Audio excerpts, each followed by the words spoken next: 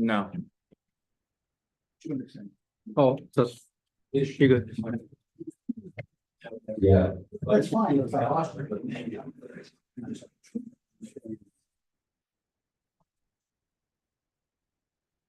Something that's lost.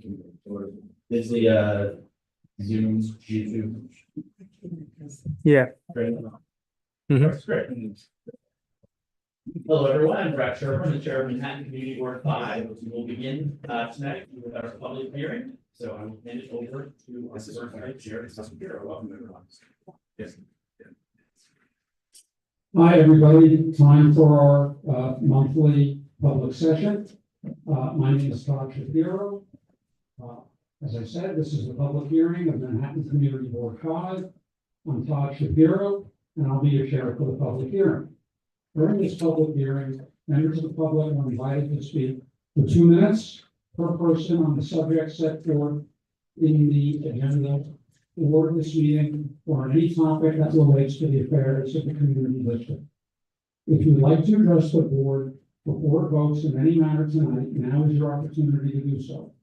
Although there will be a public session during the full board meeting later, that public session will be at the end of the meeting after all the votes have taken place. So if you want to address the board on any matters before it votes tonight, now is your time to do so. If you'd like to speak during this public hearing, please use the raise hand button now. If you're appearing virtually, when you are recognized, we will allow you to speak, but you must unmute yourself. In order for you to be heard, you will have to unmute yourself. For those who are here in person, I've got a list of the people who will be speaking, and we're going to start with the on-site people first. So, Joe Rose, come forward. Let's hear what you have to say.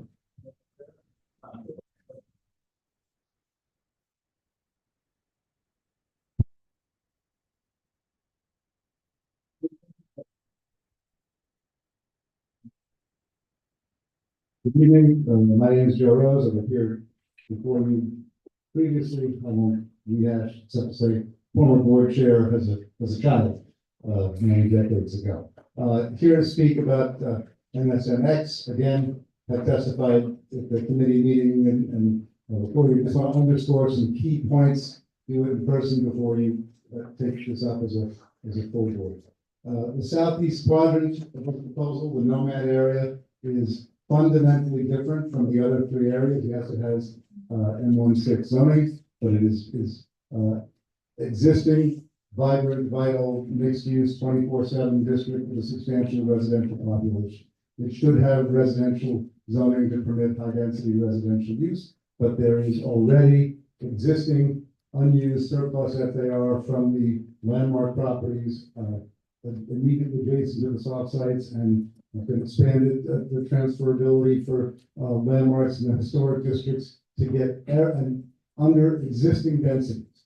If you permitted residential use, you could build every single unit proposed by, called for, and identified by the city without having to upzone to these massive increased FAR. So landmarks provide more than adequate FAR. We've submitted all sorts of data analyses to the board and to the committee to be able to show this and demonstrate it and prove it. City planning's work on this is sadly, and I say this is a former chair of the planning commission and director of the department, it's just sloppy, and it applies a one-size-fits-all approach to what is are 4 very different parts of Community Board 5. Second is the bulk regulations.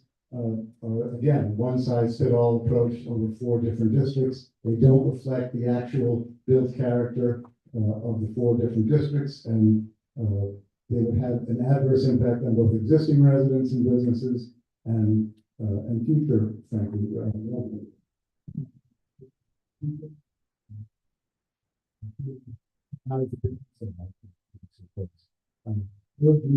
to listening is important. All the arguments pro-housing, yes, we're all pro-housing. This is not a good, perfect being enemy of the good situation. Okay. This is, I'm about to shut up. This is an opportunity to get it right Your committee's worked hard. I encourage you to continue to be part of the constructive part of this process. Thank you. Okay, thanks. Okay, next up is Jim Wright. Jim, come on up and tell us what's on your mind.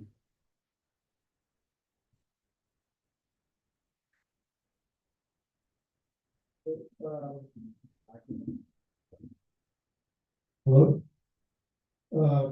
Good evening, Jim Wright, I'm an architect and a resident, longtime resident of the southeast quadrant of MSMX and CB5, obviously. Attended all of DCP's public meetings since MSMX was first proposed in October 2023 and seen the evolution of that. First, I strongly support the city's efforts to increase the quantity and affordability of its housing stock. This includes most of the provisions of the citywide City of Yes for housing opportunity zoning amendment, with the principal goal that every neighborhood has the responsibility to accommodate growth of the city's housing supply. Second, I support the broad planning goal of MSM. I don't want to open it right now because it's on. To create vibrant mixed. That's weird because the captions are going, so I'm not sure if it's on her end. While enhancing neighborhood character. However, in response to these goals, DCP proposed to rezone the remaining 4 large manufacturing districts in Midtown South in a monolithic way with insufficient consideration given to the different scales and context between the separate quadrants. Late in DCP's process, only 3 months before the ULURP certification, DCP revealed they proposed to apply the 2 newly created R11 and R12 residential zone districts to the highest FAR in the city. These are powerful planning tools that need to be used with care.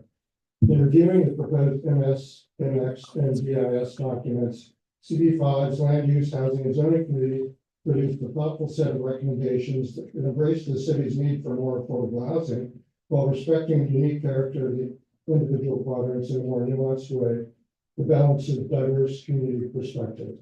Specifically, LUHC's defined a basic urban design principle in Manhattan development to protect light and air by placing the highest density. Can you finish up as soon as possible?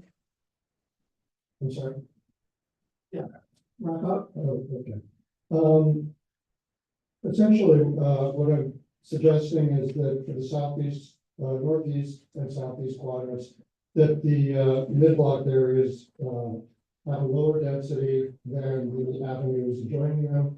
And in the southeast quadrant specifically, an FA maximum FAI of 12 with MA and MIH that would conform with the historic district FAI. Thanks for the opportunity. All right, 1 second. 1 second.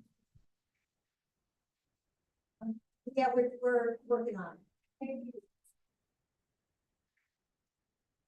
Okay.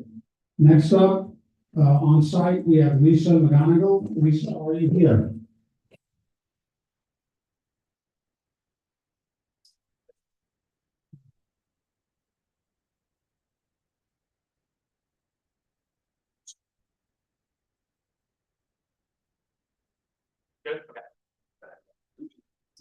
Does this, okay, it does, okay. I'm a 1-year resident of the Southeast Quadrant, so I'm really familiar with what it takes to find housing, affordable housing, having just done it last year. And I have just recently learned about this effort, so I'm sorry, I have a few notes because I don't know what all the acronyms mean. I'm not in this industry. First off, I think I echo what I've heard in previous meetings, which is when I was looking for housing in the Midtown area, the Southeast Quadrant was distinctly different from the other quadrants. And so I am kind of surprised to hear that the same density requirements are being suggested. My understanding is it currently has the lowest FAR, an acronym I've learned to use, and that the difference is just going to be huge, and it's going to create a totally different feel in that Southeast Quadrant, which directly abuts historical. And then I recently learned, I don't know if this is correct or not, but there's a site that holds the Chelsea Flea Market that has been identified as the sole site, potential. School building for a school. I didn't know that. I think last weekend. What's the community without schools and buildings, areas where the public can get together, that they don't have to pay to live there or pay to work there. And so I think it's just important to treat that site very carefully, since sounds like it's a unique opportunity to do something very community forward with that. So that's it. Okay. Okay, thank you. Now, turning to the virtual people out there, how about we hear from William Schultz? William, tell us what you have to say.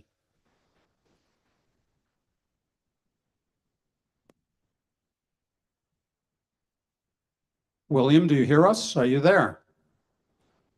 Okay. Let's see. While William is getting his act together, let's try James Metham.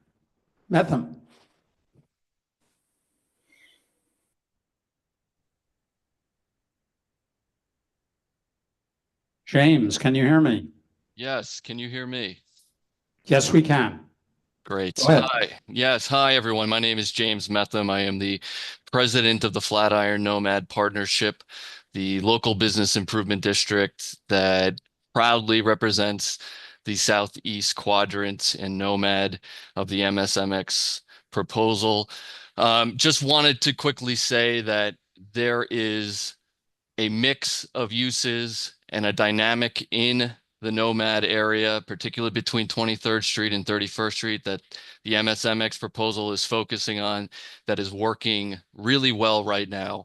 And we, as a business improvement district and partner with the city, has fully supported the city in its efforts in addressing the housing crisis and welcoming more mixed-use housing and high-density housing opportunities in the Southeast Quadrant in Nomad. With that said, we really do encourage this board, as well as the city, DCP, our elected officials, to look at the specific dynamics and unique quintessential nature of the Southeast Quadrant when it comes to its existing uses, existing property and building types, its landmarks, and really its service as an engine for business and economic opportunities in the neighborhood, and feel like there is real opportunity to make the proposal better with some further attention to detail and specific tools added to the MX proposal. One particular element that you've heard, I think, throughout the process, I know both the parks and land use committees have weighed, is the importance on public realm and not relying solely on the POPs tool, mid-block POPs and covered tool to address open space, public space needs. And we firmly really recommend putting together some type of Midtown South Public Realm Investment Fund governing group concept plan to govern this going forward. Thank you so much and good luck tonight. Thanks, James. Okay, moving on. Let's hear from Tomas Zarvas. Tomas, tell us what's on your mind. Hey, everybody. Thank you. I am also a longtime resident of CB5 of the southwest corner. Have lived on West 30th Street for probably going on about 15 years. I appreciate your dedicated effort as you reviewing the MSMX rezoning, and as a resident of the Cass Gilbert, I appreciate your careful deliberations and community engagement on this issue. I support the underlying vision of MSMX to promote housing opportunities and enhance mixed-use vitality within Midtown South. However, I respectfully urge CB5 to ensure essential adjustments are made to protect our landmark building and maintain the balanced character of our unique block. Our block on West 30th Street between 6th and 7th Avenue is already a successful mixed-use neighborhood MSMX seeks to encourage. The block features two landmark buildings, the Cass Gilbert and the Tenderloin Station House, that's the police station next to us, the Davos Residential Building with 26 units, the Marriott Courtyard Hotel with 270 rooms, local businesses, a school, a house of worship, a DMV, and NYPD's task force creating an ideal mixed-use balance. Given these characteristics, including our landmark buildings, our block closely mirrors those of the southeast quadrant, which CB5 has already recognized require special zoning protections due to similar mixed-use density and historic significance. We believe that fairness and consistency demand that CB5 extend these same protections to our street. We strongly urge you to rezone the south side of the West 30th Street block to R11, consistent with similarly situated mid-blocks through more restrictive, but I would also call that much more restrictive provisions would be warranted. Explicitly, you should reference West 30th Street as a priority area for TDR preservation and contextual zoning. Finally, maintaining and further support your existing draft provisions, especially around contextual. Finish up if you can. Mid-blocks, bulk controls, landmark adjacent transitional height setback requirements, TDR incentives, and preservation incentives. Thank you for your consideration. Okay, thank you. We're going to hear next from Dr. Sharon McLennan Weir.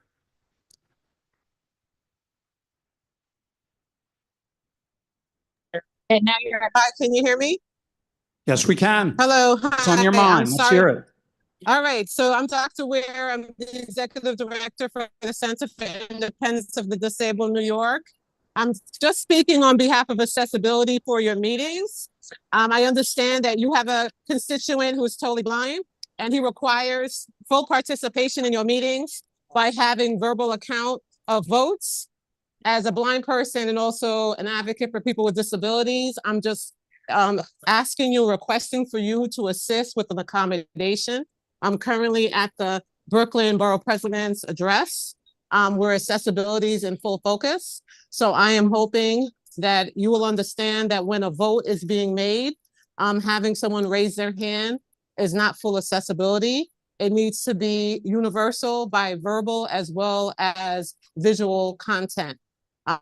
All members of your board should be able to participate. And I'm hoping that my account and also my acknowledgement as a disability rights organization that you will accommodate all board members. Thank you very much. Thank you. Just going forward, anybody that's going to be speaking or dealing with the MSMX in terms of oral testimony, please feel free to submit written testimony confirming the same or amplifying to the CB5 offices. We're happy to have that.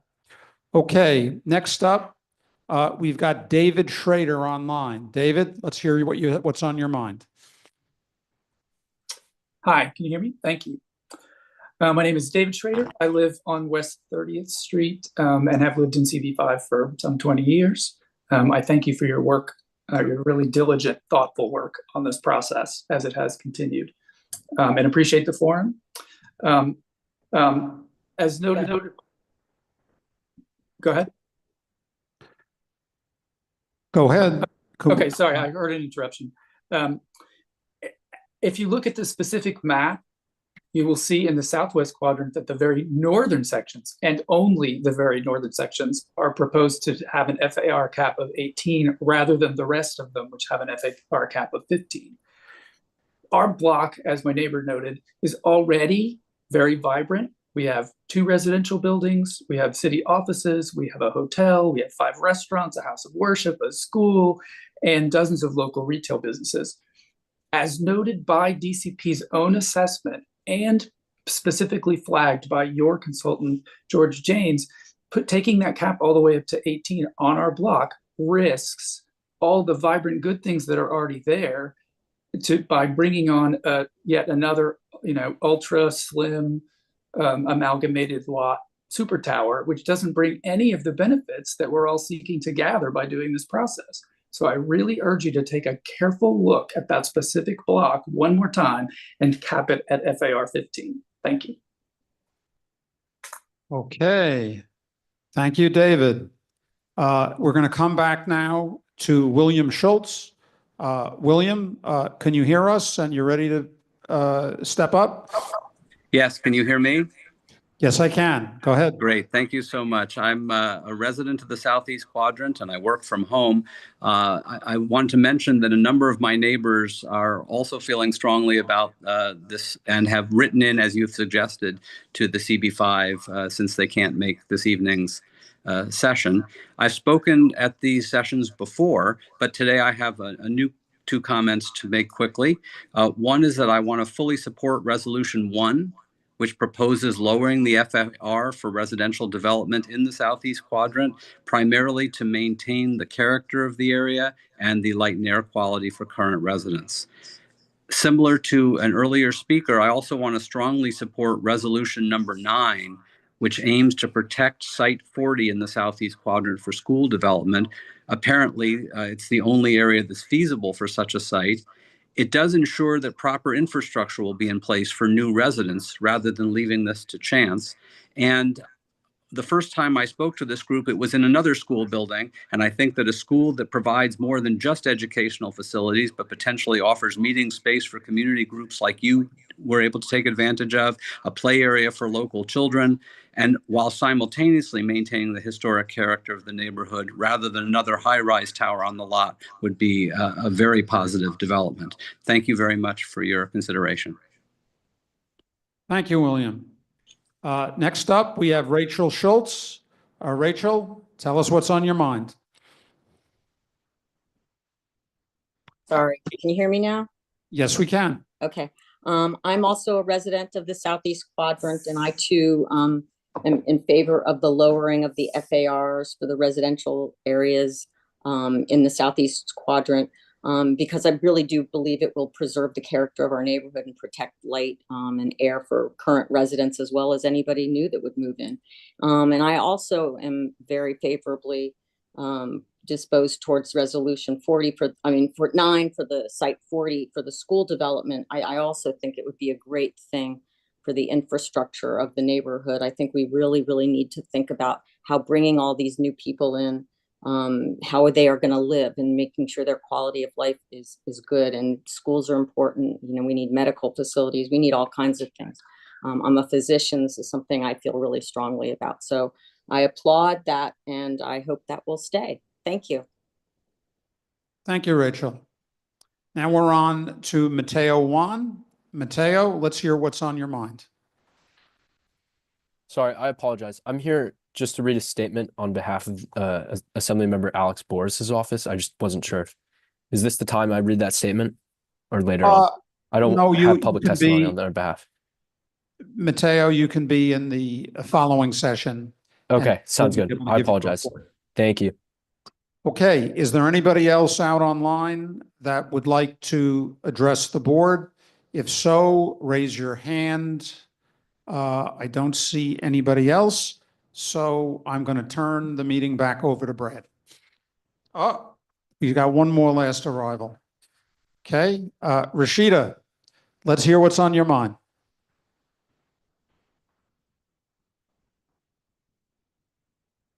Rashida, please unmute yourself. Rashida? Okay, I'll give you a second. I see that Lisa Wager. Did you unmute me? Oh. Can you hear me? Is that Rashida? Yes. Okay, go ahead, Rashida. I am so sorry. Hi, my name is Rashida Bunting, and I'm the first vice president of the National Federation of the Blind of New York State. And I'm not going to just repeat what Dr. Sharon McLennan Weir so eloquently said about the importance of inclusivity and accessibility with your meetings. One of my National Federation of the Blind members are a board member on your community board, and he does need full accessibility to feel fully included in your meetings. And I'm just unmuting to asterisk and double and triple check exactly what Dr. Sharon McLennan Weir has said.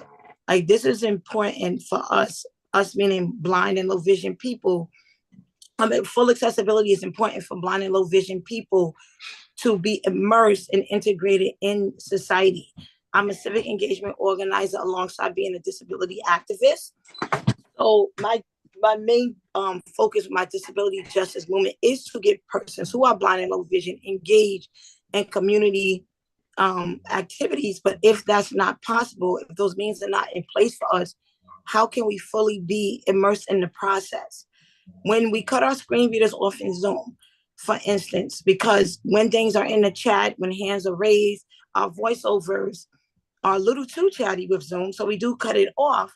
And if we're not able to access the world auditorily, such as seeing when the hands are raised and hearing this, then we're not able to fully participate. So I strongly urge you to take this into consideration with your, not just your blind board members, but also the constituents that live in CB5. And thank you.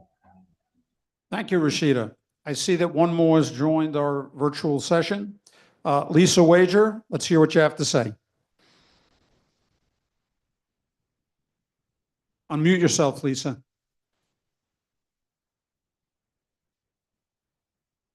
Lisa, are you with us? Okay, Lisa, I'll give you another few seconds. Okay, I think that'll just about do it for our public session. And with that, Lisa, unless you make a last-minute appearance, I believe I'm going to turn this over to Brad. All right, thank you, Todd. All right, I will now call to order the full board meeting of Manhattan Community Board 5. I'm Brad Sherburne, the chair. We will start our full board meeting by hearing from the elected officials that are in attendance and wish to address the board. The elected officials will be followed by any representatives of other electeds who may report to the board for 2 minutes each. The board then enters into its business session, which consists of a vote to accept the March minutes, the chair's report, the district manager's report, the chair's report, committee reports, and resolutions, with a question and comment period, which we will then follow with new business. Lastly, we will then conduct a public session for those who would like to address the board on any item that was not covered during the meeting and that they did not speak to the board about during the public hearing, followed by adjournment. I will start this meeting calling on elected officials, which I do not believe we have any elected officials with us. So then we're going to go into representatives, starting with Lori. Actually, we're going to start in person with Mackie Bentley from Representative Nadler's office.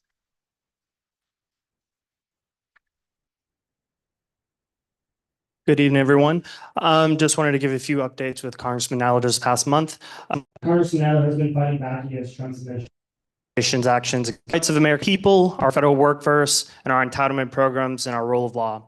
Earlier this month, he forcefully condemned the Trump administration's brazen defiance of federal court order and its unprecedented misuse of wartime authority to justify immigration enforcement. He called on his House Republicans to finally show some backbone and immediately launch an investigation and hold hearings on this egregious abuse of power.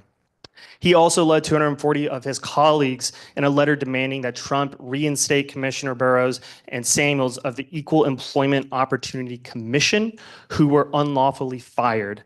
This action undermines the EEOC's mission to protect American workers from discrimination, including their ability to investigate charges of anti-Semitism and upend the commission's historic independence. Congressman Nadler also spoke out against and led a letter from the New York congressional delegation to express their strong opposition to Trump's executive order calling for the elimination of the Institute of Museum and Library Services. Cutting federal funding would have a devastating impact on New York, which is home to an extensive network of museums and libraries, many of which serve as a vital education and culture hub for our communities. He also signed on to a letter calling for the CDC not to scale back or eliminate its division of HIV prevention with the National Center of HIV, viral hepatitis, STD, and tuberculosis prevention. And then two quick events that are coming up. Congressman Nadler, State Senator Brad Holman will be hosting a town hall on Monday, April 21st, 2025 from 6 p.m. to 7:30 p.m. at the NY Society for Ethical Culture. This will be focusing on countering the White House's agenda and forging a path forward. It will be featuring guest speaker Neera Tanden, the CEO of the Center for American Progress.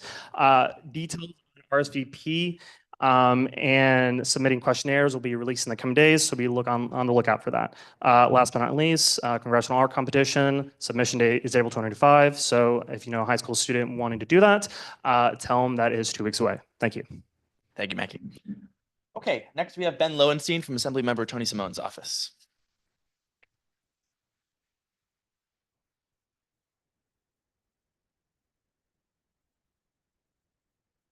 Hello, everybody. I'm going to start with a few events that we have coming up. This Saturday, from 10 a.m. to 11 a.m., we are hosting an Easter egg hunt for kids at Chelsea Green Park. That's on 20th Street between 6th and 7th Avenue. It might rain, so we have a rain date of the next day, Sunday, the 13th. We are also hosting a town hall on Saturday, May 3rd from 11 a.m. to 1 p.m. Doors will open at 10:30 at PS 11, which is at 320 West 21st Street. We also have a bus offering free mammograms on May 22nd from 9 a.m. to 4:30 p.m. at 421 West 17th Street. This is open to New York City residents age 40 to 75 who have not had a mammogram in the past 12 months. Please reach out to our office for details about that. Last month, I mentioned Assemblymember Simone announced his plan for an amended GPP for the Penn Station neighborhood. Just wanted to update you on some progress we've made with that.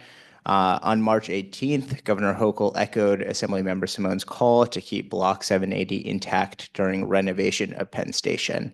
And just yesterday, Vornado CEO Steve Roth highlighted the need to prioritize building residential housing quickly, a core tenet of Assemblymember Simone's plan. The Assemblymember recently introduced legislation allowing year-round outdoor dining. This will not affect local regulations, but would give municipalities the authority to allow business owners to keep their outdoor dining establishments open through the winter, helping their business and creating an active public streetscape for everybody. We've seen the success of outdoor dining and believe these restaurants should not be hampered by that restriction. We've also Assemblymember Simone is in Albany working on the budget. Just want to give some highlights. We have a free school breakfast and lunch for all the school students in the budget, a $2.5 million increase to aid to libraries, income tax cuts for low and middle income earners, an income tax credit of up to $750 for eligible renters with incomes under $200,000. $500 million for the Environmental Protection Fund and $600 million for clean water infrastructure. There's a lot of other great stuff, but those are some highlights. Thank you. Thank you. Okay, next up, we have Lori H. from Bottcher's office. Thank you. Good evening, CB5. Today, Councilmember Bottcher introduced Intro 1233. It's a bill that ensures new pedestrian refuge islands and bike lane medians include space for trees, flowers, and greenery. As the bike infrastructure network is expanded, it's an opportunity to grow Eric's vision of an urban forest. Currently, the Department of Transportation isn't required to include green space in these medians. This legislation was co-sponsored by Council members Krishnan and Osei and requires DOT design these medians for planting and directs the Department of Parks and Recreation to plant trees or vegetation whenever possible. Next week, there'll be a bill signing for Eric's two shed bills, intro number 660, in relation to required lighting under sidewalk sheds. This bill would double the required level of lighting under sidewalk sheds from 45 lumens per watt or greater to 90 lumens per watt or greater, specifically by LED lights. Additionally, this bill would require lighting fixtures serving a sidewalk shed that's within a 20-foot radius of windows or glass doors be equipped with directional adjustments. And the second one is intro number 661 in relation to penalties for failing to complete facade repairs in a timely manner. This bill would increase Department of Buildings enforcement regarding facade inspection safety program by introducing new penalties by failing to submit completed construction documents to DOP within 5 months, failing to file necessary permit applications within 8 months, and failing to fully complete facade repairs within 2 years. And finally, on a lighter note, we have community cleanups coming up. It's called the Graffiti Edition, Tuesday, April 15th at 5 p.m. We have 3 sites that you can meet up: AIDS Memorial Park, 23rd Street and 8th, 43rd Street and 9th Avenue. A flyer was just sent out, and I will put the link for signups in the chat. And that's it for me. Thank you. All right. Thank you, Lori. So I see Assemblymember Epstein has joined us. Thank you all for letting me join you today. as you heard from Assemblymember Simone's office, we're still negotiating the budget. We are 10 days late, so here we go. We just did an extension from today till Tuesday, the 15th. So hopefully over the weekend, there'll be some negotiations on. If you're reading in the paper, and you know, the biggest issue right now is Discovery. There's I think some agreement over potential changes to Discovery rules, but the details are still haven't been worked out. So the other issues, the fiscal issues that I just heard Tony's staff talk about, just aren't being worked on yet until we figured out the policy issues, which is this issue around bell to bell. People know about it, which is taking cell phones out of public schools for every public school student from the time they enter until the time they leave the school. I think there's consensus on that. There's a proposal around masks. If people have seen this issue coming up a bit, where the governor is proposing that anyone who's in a protest or a rally is wearing a mask, and they'll mask by intimidation. That is a bill that's under discussion right now. And what the rules are, if there is some changes, because we changed the laws in 2019 allowing people to wear masks in public. And the question really is what's protected and what's not. If people are on a picket line and wearing a mask and people feel intimidated, is that a crime? Or people who are healthcare workers? Those are issues we're trying to work, immunocompromised folks, still an outstanding issue. People remember that in January, corrections officers went on strike.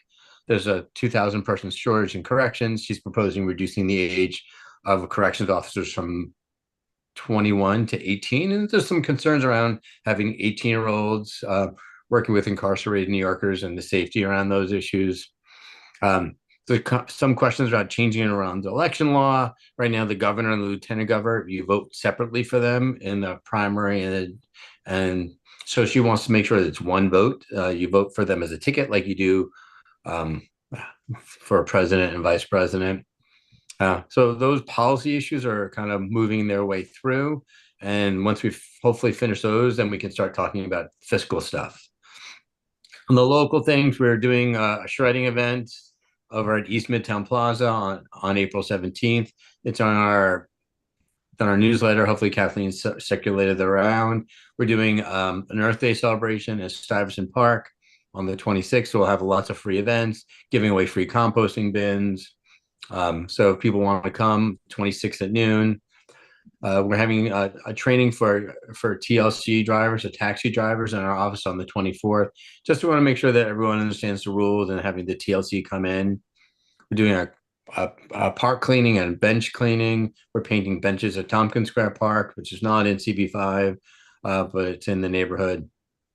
We have a lot of bills that we're working on around mental health and trying to change mental health issues. And I wrote an op-ed with Sylvina Brooks Powers and the council around, what we really need to see around release plans and really dealing with the issues of mental health. I know Tony's been a real champion, as well as Alex Boris as well, are on our overlap here in CB5.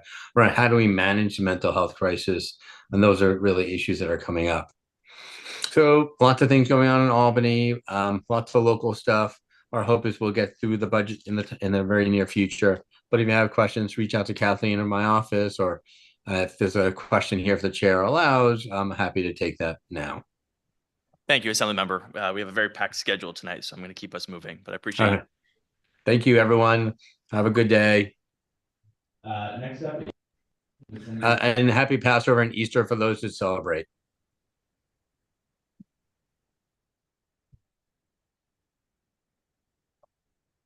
Peyton? Did you hear me? Yes, hello. Have a few updates from Senator Gonzalez's office. First, the Senator Gonzalez's office is participating in a few Earth Day events coming up on April 26th.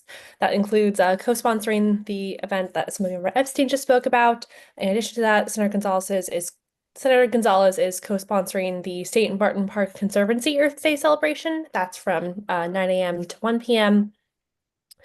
In terms of recent activities around the district, on Trans Day of Visibility, the senator rallied with community members and trans advocates to fight for healthcare access for trans youth, then marched to NYU Langone, where she delivered over 10,000 letters demanding the continuation of gender affirming care.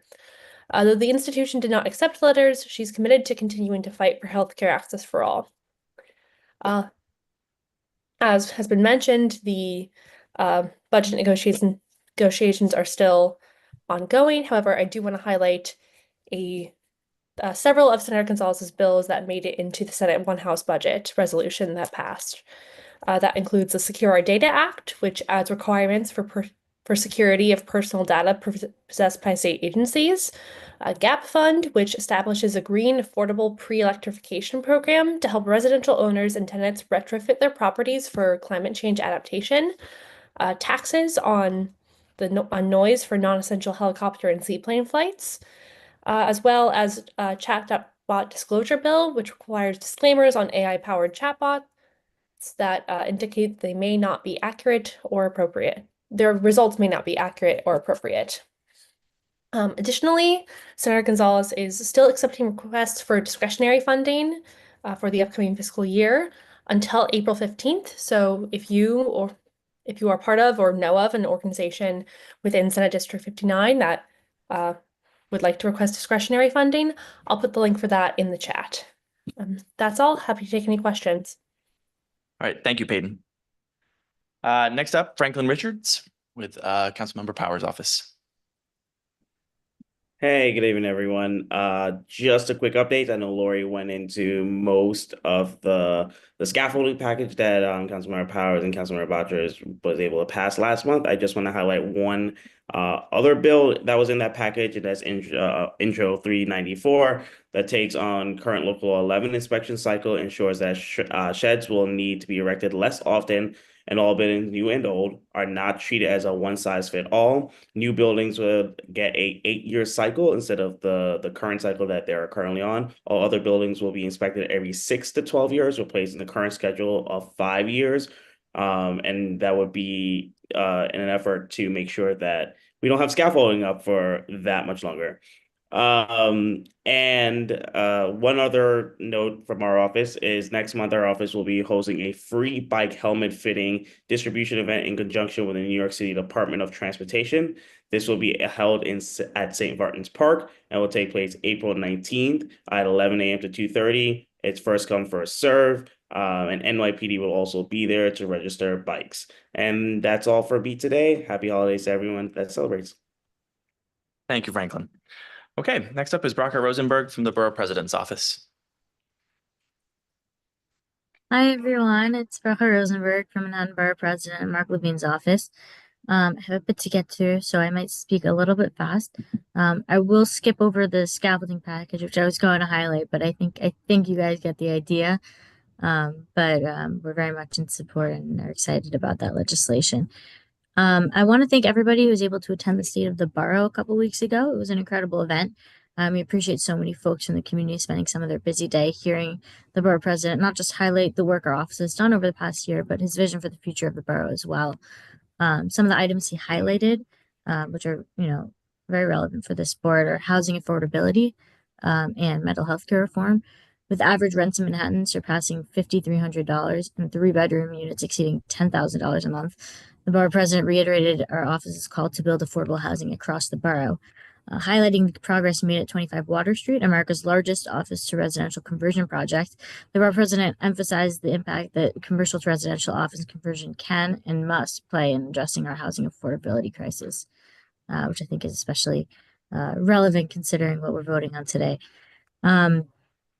Mental health care reform, the Borough President is calling for bold investment in long-term psychiatric care, including a major expansion of beds at Manhattan Psychiatric Center on Randall's Island and Bellevue Hospital, alongside a student loan forgiveness program to attract more professionals into the psychiatric workforce. I also have been getting a lot of questions around board member term limits. So we've actually just published our maximum term limit information for all Manhattan Community Board members. As you know, term limits began in 2019 for 4 consecutive 2-year terms, with the exception of 2020 appointments serving for 5 consecutive 2-year terms. If you're unsure of when you're limited to, please visit our website, manhattanbp.nyc.gov. Click on Community Boards and choose our board, CB5, to view the table. And if you have any questions, please feel free to reach out to me directly via email as well. We also want to thank everyone who reapplied to serve on the community boards. We had a lot of interest this year with nearly 950 total applicants, and we'll be going through them and expect to make our announcements the first, second week of May. The last couple of things, I know I'm running short on time, but the borough president, in conjunction with council member Shakar Krishnan, chair of the Parks Committee, wrote a letter to the mayor's office urging the city to reject Trump's bid for the contract to operate Woolman Rink. Our parks are spaces that are meant to be open and welcoming for all, which we believe contradicts the Trump brand. Finally, last call for tax prep, April 15th, is approaching fast, and our office still has some slots available for free tax prep, provided in conjunction with Urban Upbound. It's a free tax prep service for individuals making $93,000 or less. So if you'd like to make an appointment, please visit uutaxbooking.org to schedule. Appointments take place at our Constituent Services office, located at 431 West 125th Street between Amsterdam and Morningside Avenues on Mondays, Wednesdays, and Fridays. That's all I have for you, and sorry for going over. I'm happy to take any questions, but I know there's not much time. Okay, thank you, Braca. Next up is Alex Marinides from Senator Krueger's office. Hey, folks. Just a couple quick updates for you. So to start, Senator Krueger will be hosting an in-person town hall, We the People, Taking Action to Save Democracy, at the CUNY Graduate Center on Tuesday, April 22nd from 5:30 to 8:30 p.m. And she will be joined by Attorney General Tish James, the New York Immigration Coalition, the New York Civil Liberties Union, and Empire State Indivisible to discuss how our panelists are leading the fight against federal budget cuts, destructive policy changes, and attacks on the rule of law by the Trump administration. Advocacy groups will be tabling for the first hour of this event, and you will be able to talk one-on-one with their organizers on ways to take action and get involved with our democratic processes. The last 2 hours will be spent in a panel discussion, which will include a Q&A section for attendees. Our office is currently taking RSVPs for this event online and over the phone. I will include the link to RSVP on our Senate website in the chat, and I've also provided that link to Marisa via email. A quick update on the budget, which I think I've already been preempted, but might as well say it anyway. In theory, state budgets are usually due on April 1st. That deadline is clearly passed, and in reality, the state budget is often finished later. The state legislature is passing budget extenders every few days to keep the state government working in the interim, with the latest extender being through Tuesday. Senator Krueger is frustrated with this delay, but is committed to staying in Albany as long as it takes to pass a budget that works for all New Yorkers. Thank you again for your time, and as always, you can reach me with further questions at my office phone number, 212-490-9535, or via my email address, which is Marinidi, so my last name without the S, marinidi@nysenate.gov. All right, thanks again. That's all for me for tonight. Thank you, Alex. Okay, next up is Mateo from Assemblymember Boris's office. Now is the time. Good evening. Thank you. Just wanted to provide a few updates on behalf of Assemblymember Alex Boris's office. As a lot of the other representatives up in Albany have said, the big priority right now is the New York State budget. The budget season is in full swing in Albany, with the legislature working diligently to finalize the allocation of over $250 billion in revenue. Throughout this process, Alex has been a fierce advocate for the needs of East Siders, successfully securing $3 million for initiatives within the 73rd District. One of Alex's major achievements this session is the successful inclusion of his proposal to expand Medicaid services, specifically for patients striving to preserve their fertility in the face of life-threatening illnesses. This initiative has received strong endorsements from the governor and both houses of the legislature. Additionally, several of Alex's other bills, such as cracking down on illegal moped dealers and creating a commission to review outdated laws, have also been included as part of the budget negotiations. Wanted to also highlight some new legislation from our office. Street safety has always remained a top priority for us, but this month specifically, Alex introduced the Consider Safety Act, which is a groundbreaking bill that holds delivery apps accountable for ensuring that their bikers engage in safe behavior on the roads. Another bill was Alex's RAISE Act, a landmark piece of AI legislation that mandates powerful AI models to have safety plans in place and disclose any incidents involving particularly dangerous behavior. In addition, Alex introduced several other important bills, including those focused on increasing AI transparency, reducing taxes for businesses located south of 96th Street, and establishing a right of repair for wheelchair owners. One final note is our office now offers notary services Monday through Thursday from 9 a.m. to 2 p.m. at 353 Lexington Avenue. And I forgot to mention this as well, but the assembly member had mobile office hours tomorrow, but due to the weather had to cancel and will look to host ones in the future and to see his email for an update. And I know I'm out of time, but any questions, the best contact would be to my boss, Sophie Secor. Her email is secors, that's SECORS @newarkassembly.gov. And her office phone number is 212-605-0937. Thank you. Thank you, Mateo. Okay, last but not least, Alexander Garcia from the DA's office. Hello, everyone. I have 3 quick announcements to make. I'll try to get to them clearly as possible. Our office has announced the indictment of an individual for allegedly attacking a gay Hispanic couple in Midtown on March 18, 2025. The individual was charged with 2 counts of assault in the 3rd degree as a hate crime and aggravated harassment in the 2nd degree for allegedly yelling homophobic and xenophobic slurs before punching both men, causing injuries. The individual was arrested after fleeing the scene. Our office condemned the alleged bias-motivated attack. Our office also urged 3D printer manufacturer Shenzhen Creality 3D Technology to adopt security measures against 3D printed guns. In a letter, DA Bragg requested Creality to integrate software to block printing guns and remove online CAD files for firearms. He also called for a user agreement ban on illicit weapon creation. Lastly, 16 alleged gang members were recently indicted by our office, Eric Adams and Police Commissioner Jessica Tisch, for 21 shootings linked to a conflict between Law World and Whiskey gangs in East Harlem between March and September 24. This violence accounted for 50% of the 23rd precinct shootings during that time, and 50 firearms were recovered. And that'll be it. Thank you so much. Thank you, Alex. We're going to keep moving through these as we have a packed schedule for tonight, but feel free to reach out. Alex, if you could put your, Alexander, if you could put your contact information in the chat, we'd appreciate it. Thank you. Okay. Seeing no other elected officials or representatives, we will now enter into the business session of the board, where, as I mentioned, only board members are allowed to speak. Board members attending virtually, please remember to have your videos on during the meeting. So we are now in the business session. Minutes, may I have? Thank you. As a reminder, to all members, we are conducting voting using the Google form sent to you by our secretary. If you are in person and do not have a device capable of casting this vote, or if you are having issues or need assistance, the board office is available with additional devices for members to cast their votes. For members, please let us know in the Zoom chat if you are having issues. We will now move into the district manager's report. That's fine. Take it away, Marisa. Hi, everyone. I'm Marisa Mack, District Manager of Community Board 5. I was going to waive my report due to the length of the agenda, but something very exciting today happened at the City Council, and I wanted to highlight it. Today, the City Council has Councilmember Sandy Nurse's bathroom bill with a veto-proof majority.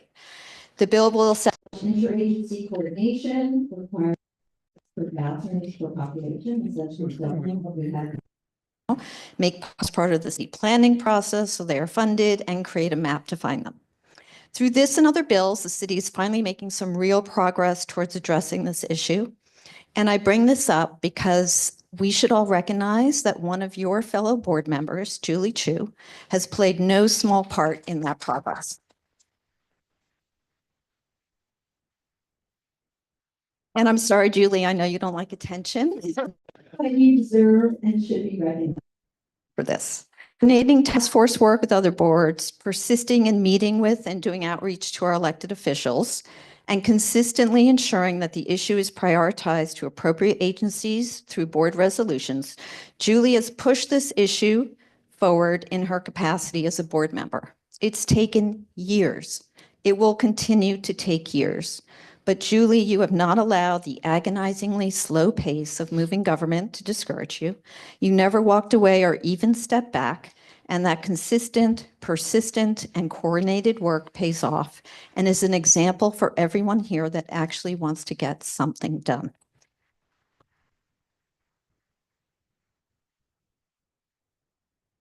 So for those of you who have an issue you really care about and are willing to put the work in, Julie has been quietly modeling for all of you just how it's done.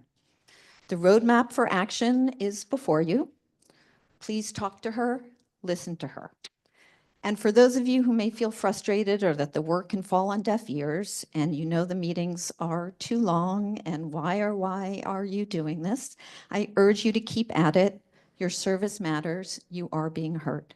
Julie, you deserve a very big, great congratulations, and I personally thank you for fighting this very good fight.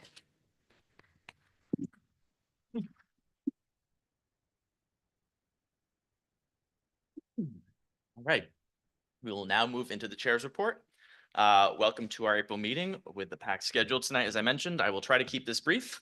So following up on my previous requests, I'm happy to report that Tom Ricardo has graciously volunteered to be our technology officer, and I look forward to solving of our technological woes. Thank you, Tom. For the Elections Committee, Zul, Yoden, Kevin, Christopher, and Neil have been selected to be our first ever Elections Committee, and Kevin has agreed to chair the committee. They'll be reaching out with more information in the coming days and weeks, but the important thing to know is that if you wish to be considered in our June elections, please contact the members of the Election Committee to indicate your interest. We will discuss more about the process over the next few meetings. We are still looking for any members interested in being a parliamentarian or a member of our ethics committee. If you have previously reached out, no need to do so again. But if you are interested, please do reach out. Finally, we will spend a decent proportion of tonight discussing the Midtown South proposal. I will let Nancy and David handle that with a very helpful presentation to take you through the proposal and our resolution. Related to that, I wanted to let you know that in this coming cycle, every committee will be contributing to a companion document related to the zoning called a points of agreement. This has already come up at some of the committees, and we will continue to work on this in the coming month. Be on the lookout for an email from me with more information. So that concludes the chair's report, and now we will go to committee reports and resolutions, starting with landmarks. Thank you. Thank you. Hello. Okay, great. Hello, everyone. I'm Mark Hirschberg. I'm the chair of the Landmarks Committee, and we had a very busy meeting last month. It started with a long presentation from the Metropolitan Museum of Art, which resulted in 2 resolutions. Can I have them deemed read? So deemed. All right, thank you. So the first one concerned an exciting project which they have, which is to replace the what's currently known as the Law Wing, which is an acronym. It's not related to legal books, but it's being replaced with a new thing called the Tang Wing, which is, according to the museum, a better way to showcase modern and contemporary artwork. The current wing has inadequate gallery space, low ceiling heights, and it's someone actually from the public came and told us that a lot of patrons there have trouble navigating to and through it. So the new wing will, according to them, solve all their issues. And we thought that it was consistent with the architecture of the building, and it's actually going to be the same footprint as the existing wing. It's not going to be any taller, and it's going to maintain the same scale as that. So, any conflicts? Any questions? Any comments? Okay, on to the next all one. right. So the next one is also from the museum. This one, our friends from Parks sat in on, and it's some changes to the landscapes. And the reason why the Landmarks Committee is involved here is because there's a Central Park scenic landmark from 1974. And so the changes here are to some of the slopes that the museum felt were steep and partially non-accessible.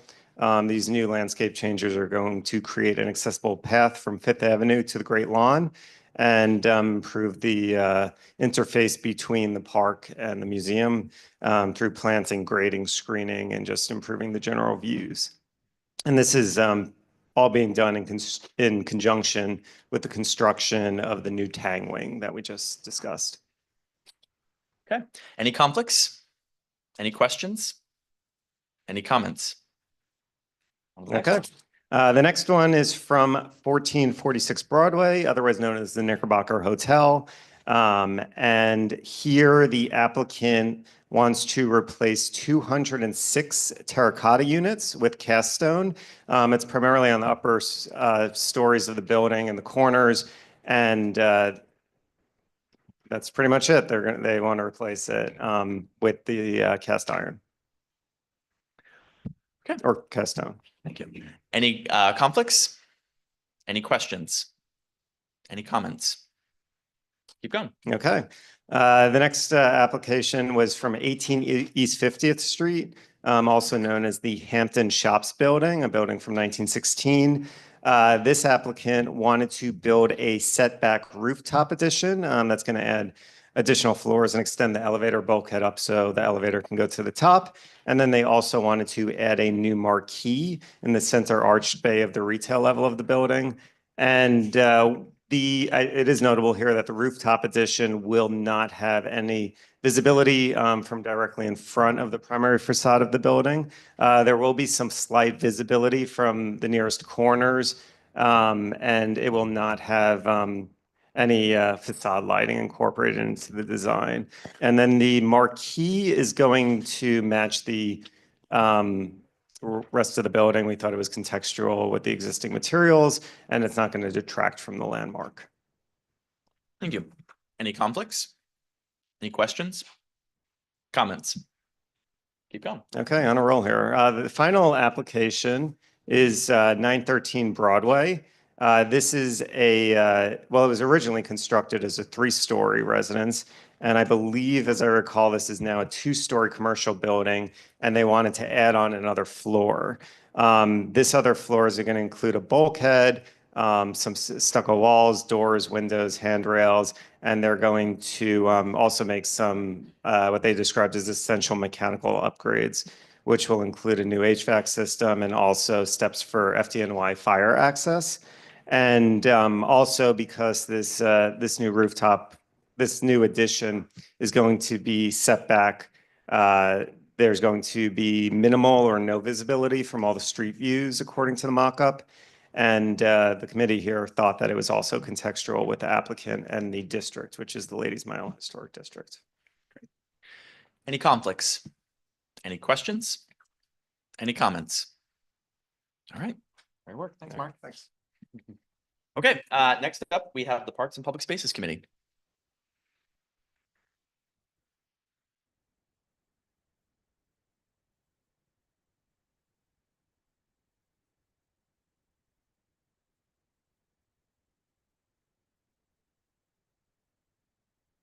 Hi, so we had 2 items this month at Parks and Public Spaces. The first one was an activation. It is a flash mob that is a joint activation event between Coca-Cola and the Embassy Suites. It will take place in Herald Square. It'll be some advance notice, but really it's a 12 to 12:30 flash mob that will then be entertained and led down to the Embassy Suites. There was some concern among committee members about how dense and populated that area is at lunchtime, but we ultimately decided that we would approve with sort of the conditions that flow of pedestrians would be managed, and it's in line with our other activation events. Are there any questions? Any conflicts? Any questions? Any comments? Christopher. Hold it down until it turns green. Up. All right, there we go. There you go. Sorry. Okay, the word activation just turns my stomach. So I'm sorry you're gonna hear this. And I don't know how dramatic to be about this. I would strongly suggest that you vote, anyone vote against this. I absolutely will. I don't think that Coca-Cola should be supported in any way. I will point everyone to a recent article, the wonderful visualization in the New York Times that shows that probably every single one of us in this room has about a plastic spoon's worth of plastic in our brain right now, like sitting here. And if you extrapolate that through the entire body, I'm sure the Coca-Cola company would be able to and would shamelessly extract that plastic back out. so we probably have, dozens of Coke bottles already inside of us. So again, these activations, they sicken me in general. I think we should really think about who the people are that are asking to do these things, and prostituting our parks and public spaces to these corporate entities willing to give us pennies in comparison to what they should pay in taxes and damages for what they've done to us and the environment. I really suggest that, please don't vote for this, and I won't. Thank you, Christopher. Sewell.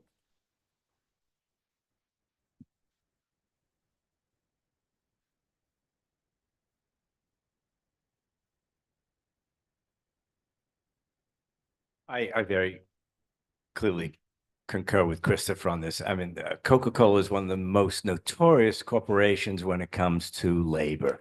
Their practices throughout South America is absolutely reprehensible. And this is a greenwashing, a whitewashing. Let's not do it. Thank you, Zul. Any other comments? Okay. Next. Okay.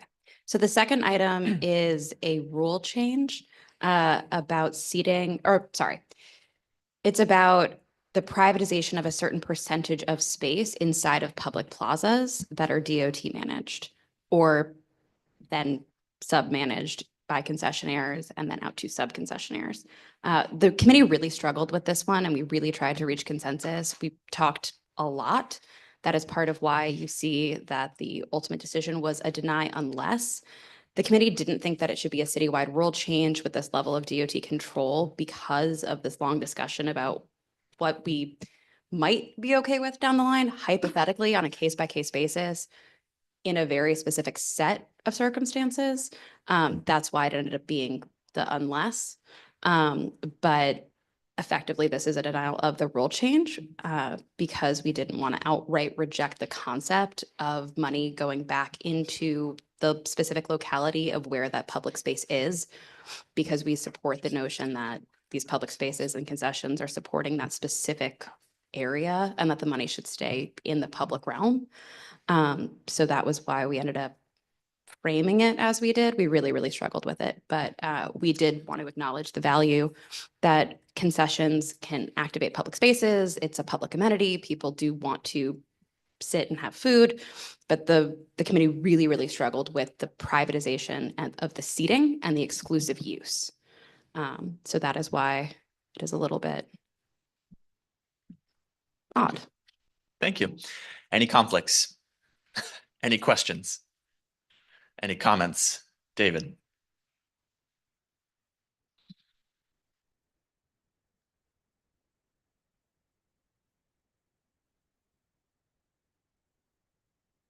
I'd send a note to Libby about this. I mean, we faced this. Julie, who you may have heard about earlier, is kind of an expert on POPs and POPs management. And this issue comes up.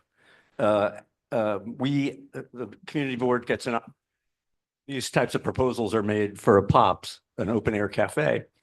Community board gets an opportunity to have a hearing, and being some kind of special require an extensive public process. It's ultimately a city planning finding that allows it to continue. So it's a relatively fast process, but it's still open. So I'm actually surprised that DOT didn't look to their sister agency for a process that already exists that would probably address this issue. Thank you, David. Samir. Can I respond to that? Or comments? Do you have a? Yeah. Oh, do you want to respond? The POPs process and the way that POPs are regulated did come up a little bit in our discussion. That's why you have cafe creep as a concern. It's one of the issues that do happen in POPs, but part of the conversation was we have to approve this for POPs, so we also want to do it. I really welcome our conversation about it because I think that is where the committee was generally going. But we wanted to deal with what was immediately in front of us as opposed to offering a totally new suggestion. Great. Thank you for the resolution. I plan to vote no. I generally think that we should be moving as a city towards rules-based changes and away from case-by-case review because it just slows things down too much. I think if the proposal was that we think the number is too high, like 33 to 50% is too high, and we wanted to say we want it to be lower, I would have supported it. But I think saying that we want to push for case-by-case review is something I cannot support. Thank you. Can I elaborate? Renal. So I was one of the, can you guys hear me? I was one of the committee members that felt really strongly about this, going off of what David had said as well, there are a couple of issues with this. One is that it's a pretty broad rule change that gives the DOT a lot of discretion on what they cannot do. And a lot of us felt that it was sort of a backdoor way of them bypassing any sort of public review of providing seating. I mean, we're all in favor of more seating in general, but the way that this rule change is phrased, the 33% or the 50% is not 33% of the total seating. It's 33% of the total area. So if the only seating available is seating that's provided by the concessionaire, which ends up being the case in a lot of cases, then all of that will be privatized. So it's the overall area, 33% or 50%. It could be in the case of open streets, it could all go towards, the concessionaire could have it exclusively for their use. It sort of beats the purpose of, getting accessible seating in public areas. I mean, we are letting these private businesses use a public space. So I don't think it is that much of a stretch for us to ask for something in return, which in this case would be for them to share the seating that they're making available. Brad, can I? Thank you, Murnau. Brad, can I respond to the last two? Sure. Okay, thanks. I just want to reiterate, I kind of glossed over this, but it was in fact the exclusivity trying to get to some sort of element of consensus. It was like, okay, this is too much. What about this? But it became very clear that the committee would not come to any consensus on any automatic rule of any privatization of public space. It wasn't about the concessions existing. It was about the exclusive use of them and the requirement to spend money to be in that space as a rule, as opposed to just being available for seating for anybody, as we frequently require in many of the other concessions in other areas. And that was really something we tried to come to consensus on. And that's part of why the resolve ended up being written the way it was, is because there was no number that the committee was comfortable with at all. It was sort of an absolutist take. Thank you, Libby. You're on. This may turn into a question. Is that okay? Sure. Okay.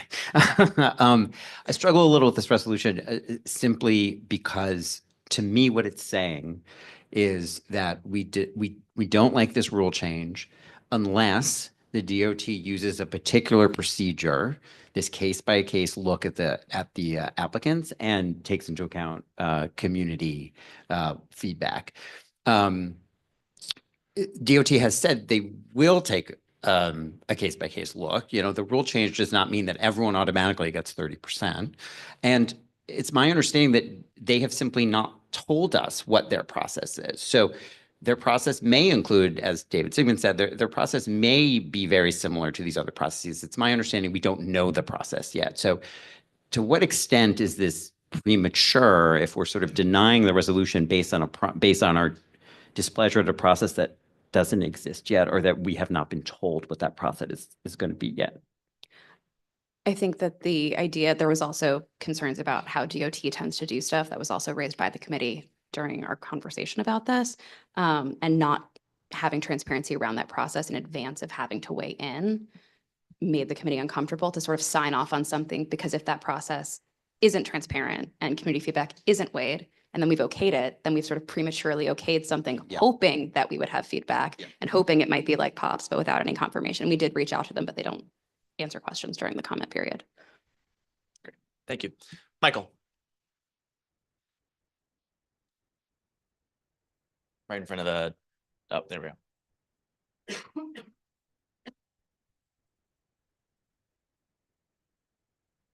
Hello. So yeah, just to echo kind of what Libby said, like the issue is that this is a rule change that is a very kind of broadly, ambiguously, and oddly written rule. So in essence, the committee is like the easiest way to think about it, rather than have like a multi-hour long conversation about how these should work at the full board. It's like down the road, Parks, Public Spaces will be taking this up in more detail, and I'm sure Transportation and Environment will look at it as well. But this is responding to a specific rule change, which has different holes in it and workarounds and things like that, that we've mentioned in the whereases, et cetera. And that this is the best response that we can give in the time, in the comment period where DOT won't give us any further information. From that perspective, I think it's sort of a clean solution to a complicated problem that needs to be addressed further down the road. But the other option is to just approve this way that people could take over 33% of public spaces for private use, which is kind of not acceptable. So Thank you, Michael. Todd. I just want to clarify a couple of things because Sorry, Todd, and then I'll go to your Tom. Sorry. I should have enunciated. I just want to agree with those people that made some comments about the necessary role of Community Board 5 and its due diligence and weighing in on outdoor spaces, which are going to have outdoor cafes and seating and private seating and things of that nature. And again, looking back traditionally, our board has always supported the idea of review of the use of our public spaces. In the case of outdoor cafes, which I've spent a lot of time on, we know that DOT, since it's been designated the city agency responsible for managing the review process of that, their performance has been middling at best. And when we say that, or when we hear that we don't know anything about what their process is, we have good reason to be suspicious, because in dealings with them, they've come out and said that the applicants shouldn't worry or cooperate with us in doing our due diligence. Another thing I can tell you, in my personal experience of doing the due diligence over 9 years, is that when people look at now the sidewalk cafes and the curbside cafes in mixed residential commercial neighborhoods, they barely draw a distinction between the sidewalk and the curbside cafes. The curbside cafes are the ones that are in the street next to the curb. Now, these areas that they're going to turn into additional areas that are very likely going to have seating, outdoor seating and dining, okay, to people living on that block or residential buildings, they're not going to see any difference in it. And the idea that there won't be any public review, or if it's going to be a public review mediated over by a hostile and so far underperforming DOT with regard to open spaces, then that's a real problem for us. That being said, our community board has always supported the effective public use of outdoor space. Many of the public spaces are managed by BIDs and conservancies and other organizations that are supremely skilled in using them and making effective decisions about how to use that space. So I think the resolution maintains that distinction fairly. And we're not opposing it, but we're saying, hey, you know, the allocation of the space for private seating and the fact that it pays no respect at all based on past performance with the open dining program in terms of gendering cooperation and valuing our role in review is what has driven this resolution. And I think Libby has stated that quite well. And I urge everybody to support this resolution It will send a shot across the bow of the DOT, and it'll just be consistent with what our board has, the Parks and Public Space Committee has long standed for. Thank you, Todd. Go ahead, Tom. This is Tom. I just want to clarify just a couple of things because this is very kind of complicated, what the ask was, what we were denying, and I just want to be that was made as an rule from emergency, open up these spaces and to eliminate for 20% of the plaza, right? That was the rule. So this vote is to say, okay, we want to buy that 20%, but now we want to move that up to 30%. And then if there's additional, to move it up to 50%. So it's not a, hey, the existing rule actually, it is an existing rule, but not an existing rule that went through the regular procedures, right? To say, hey, this is good. We like this 20%, but we've been thinking about it and we think we should move up to 30. So there's additional acts. So when we denied, all we were saying is like, okay, we were fine with the 20% that exists, move on. We're denying this because you're not asking for us to just spend the 20%, which you said was good.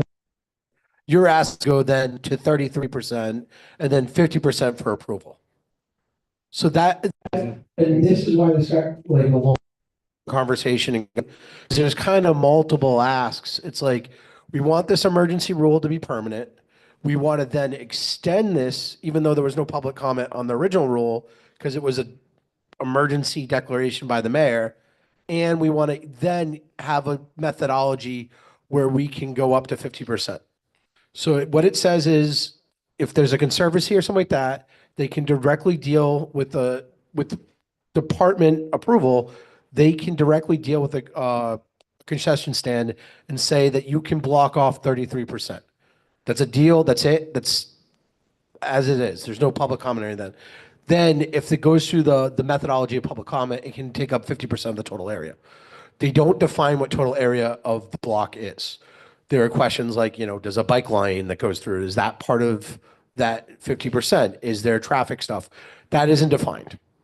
So go through. So, the question we were trying to solve is, do we want to go for this? And so we said, we're denying, we're okay with the 20%. We can extend that, but we're denying because we don't want to, the ask wasn't to extend the 20%. The ask was to move it to 33% and extend that forward.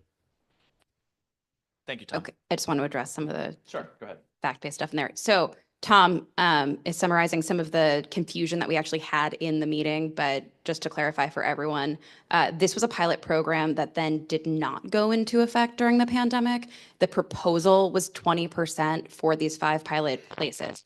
Then there was the pandemic. Again, it was also not 20% of area at that time for the pilot program. It was 20% of seating.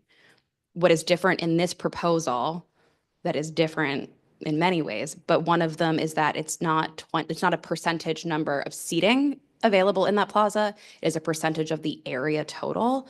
There was never a rule that went in that was 20% and they wanted to extend it more. And during the meeting, there was also vigorous opposition to even reverting to a suggestion of that original pilot program, because that was also raised as a potential compromise. The 20%, no amount of just universally approved privatization and exclusive use of a public plaza would be okay. We also, just to address the bike lane thing, we did have a representative from the Times Square Alliance who also helped address some of the bike lane and area questions about the plazas, that those amounts of area are predetermined and that does not count for the plaza area.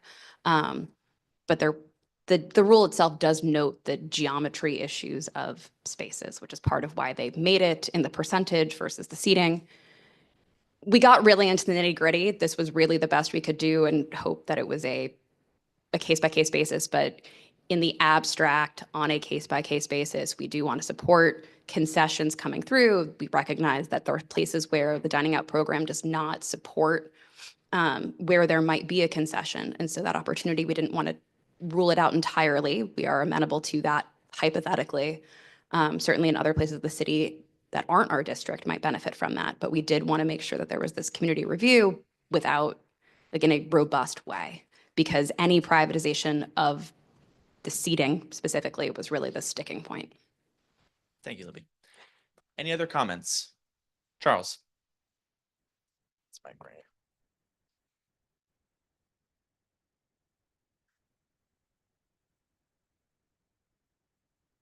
In the rule change, there's no definition of what a major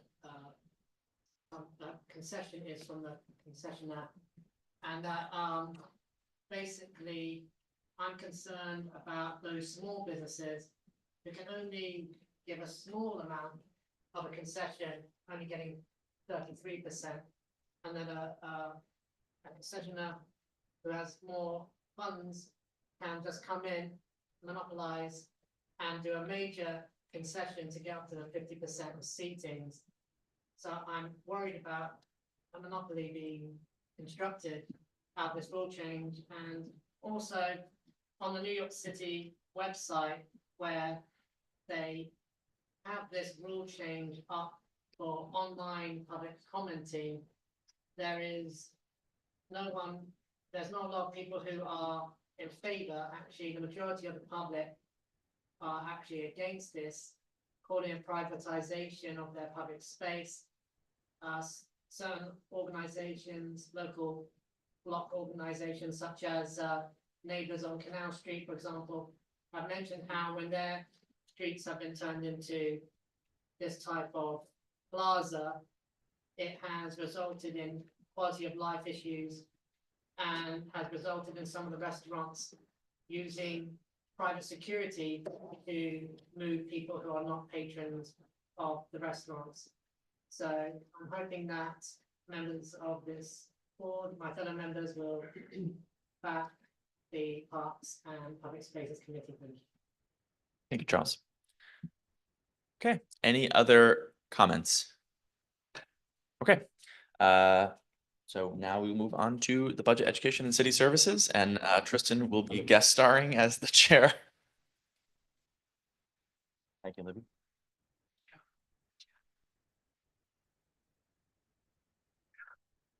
Hi, everyone. Tristan Haas here, subbing in.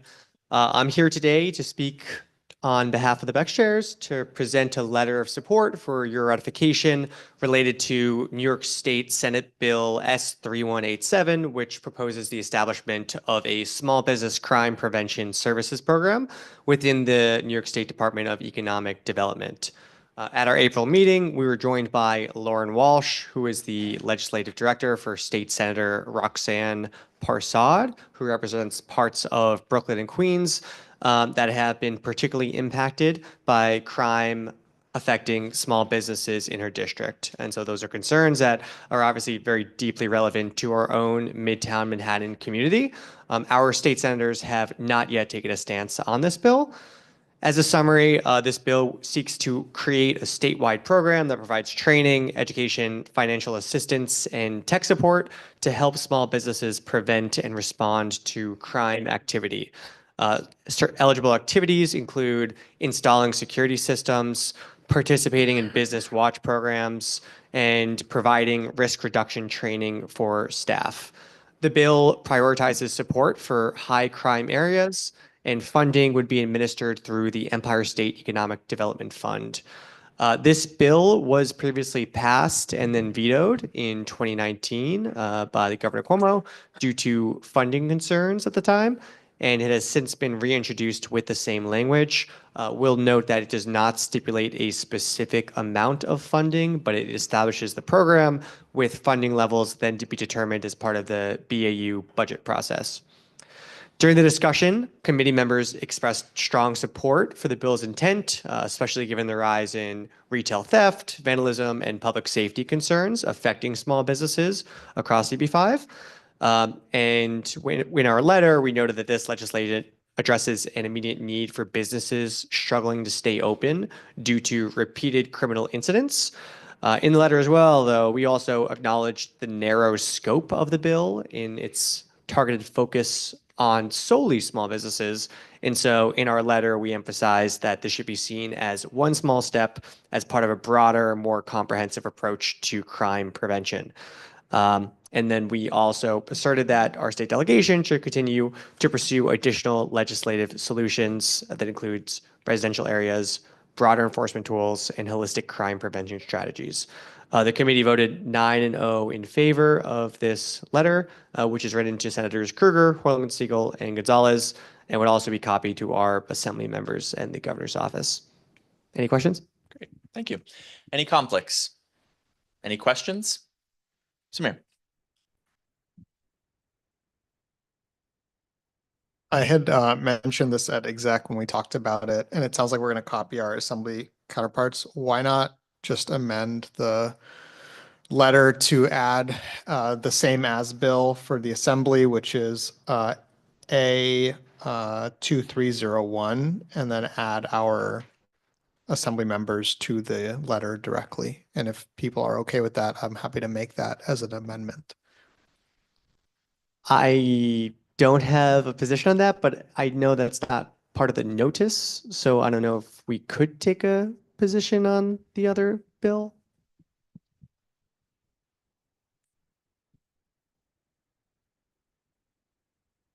I was not exec, so I don't know where that resulted. Yeah, go ahead, Catherine. Grab a microphone. This is Catherine. You're right. Right, exactly. Good evening, it's Catherine. So the point of clarification, this letter is in response to a particular bill, and these are those spearheading that particular bill.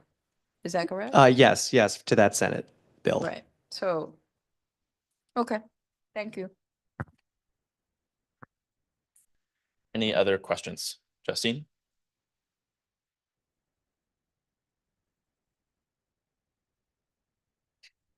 I think that these senators are not aligned with this bill at this time. Is that? They just have no position. They have no currently. position, right? But they're not actively spearheading it that we're aware of, right? Yes. Okay. Thank you. Any other questions? Any comments? So the office that came to present to us was in support of it, and they were rallying support for the bill. But our state senators do not have a position. Comments? Samir? Because it was Senator Prasad that came and was specifically asking for support of just this Senate bill, I will not offer my amendment. Thank you. Charles?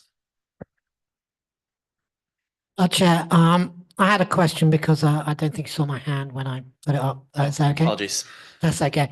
I just clarification as a member of the BEX committee. I was just wondering why the chair or vice chair wasn't giving the report, but Tristan was. I was just curious because I just wanted some clarification of the reasoning.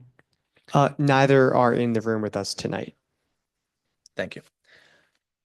Any other comments? Okay, thank you, Tristan. All right, next up, we have a report from SLAP.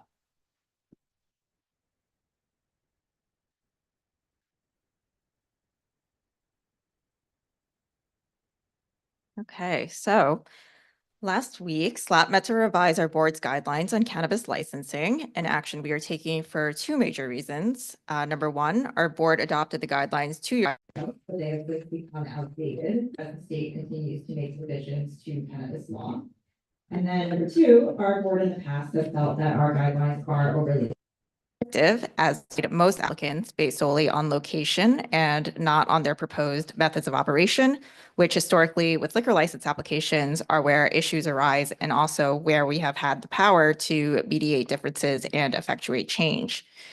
So as it relates to cannabis, we as a community board are empowered by law to comment on the time, place, and manner of cannabis retail dispensary and on-site consumption sites.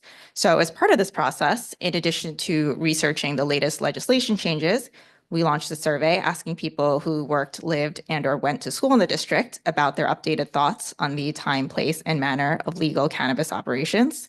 This survey, designed by our very own Milan, was distributed via our newsletter and direct outreach to neighborhood groups, and it also appeared on the Link NYC kiosks across the district. And we ended up receiving 50 responses, which informed our discussion and revisions. These revised guidelines will be posted on our website for comment starting next week, and we plan to finalize the changes at our next SLAP meeting on Wednesday, April 30th at 6:00 p.m. For now, at a high level, the changes are, number one, explicitly stating our preference for a retail dispensary location to have closing hours that are aligned with neighboring businesses and go no later than 12:00 a.m. midnight, same as liquor stores, unless proximity to residences and the character of the neighborhood are determined by the committee to be non-issues. Number two, aligning with state law in regard to proximity protected locations and the distances a cannabis location must be from them. For example, 500 feet from a school as measured in a straight line on the same road. This way, ensuring that outright denials based on location are enforceable based on state requirements, while ensuring non-qualifying locations, such as harm reduction facilities and parks, or even if a school is right around the corner and thus not on the same road as the cannabis location, that these are not disqualifying factors in our recommendation, but nonetheless continue to be voiced on the record as places of community concern.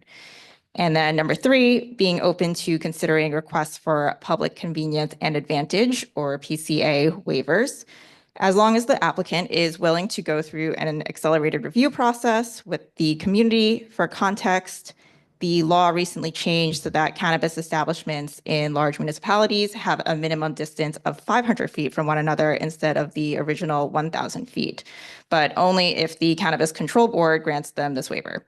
Otherwise, they need to respect the original 1,000-foot radius of an existing establishment. So in conclusion, we hope these changes will allow our board to engage meaningfully with cannabis applicants, as well as the Cannabis Control Board and the Office of Cannabis Management, and in turn have them engage meaningfully with us and our community to ensure our concerns and opinions are heard and respected.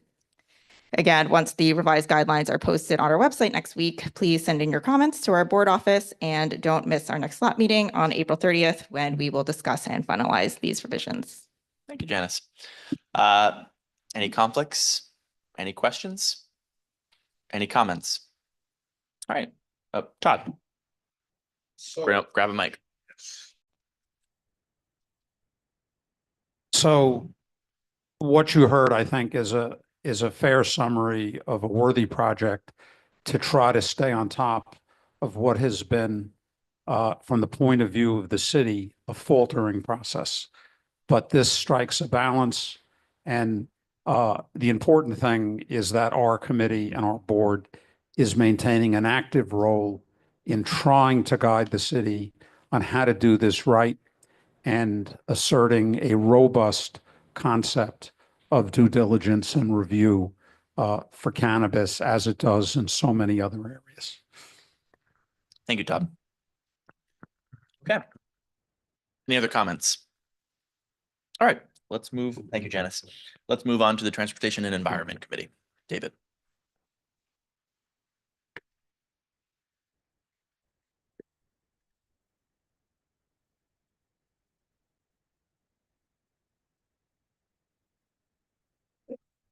I'm David Sigmund, Chair of the Transportation and Environment Committee. We have one item on the agenda tonight, which is a refinement of the process for reviewing bus stop applications.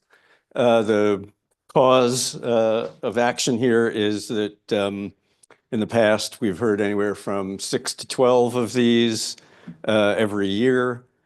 We have very limited input, so we were spending a disproportionate amount of time at the committee reviewing bus stop applications where we really didn't have much to say. There have been a couple of occasions in the last 3 years where we denied applications.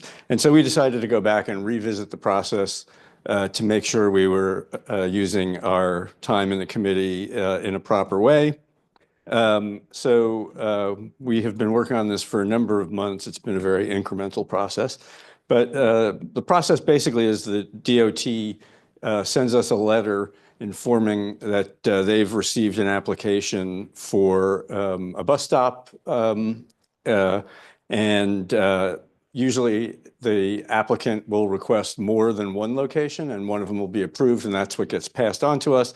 DOT has started also providing us with the information of what other locations were suggested and why, if they weren't approved, why that was not the case. So that starts a process that is time limited to 45 days. And so we decided to model a process after what SLAP does, where they also have time limitations on liquor license responses. So when we get this letter, we're going to have the applicant post similar to, again, what SLAP does, like this. And if we do not receive any comment from the posting, we're going to put it on our website. We're going to email local community organizations. If we don't receive any comments, then we're going to send a letter at the committee level that basically says we don't have any comment on this. And it doesn't need to go for a vote at the committee, and it doesn't need to come to the board. And then we sort of step it up depending on what level of comment we get. We might get comments that when reviewed are not significant. And so we'll ask the applicant to fill out a detailed application that we've created, and we'll see if any issues arise out of that. If it doesn't, then we'll be sending a letter to DOT saying that we have no significant objections and stating the comments that we got from the public.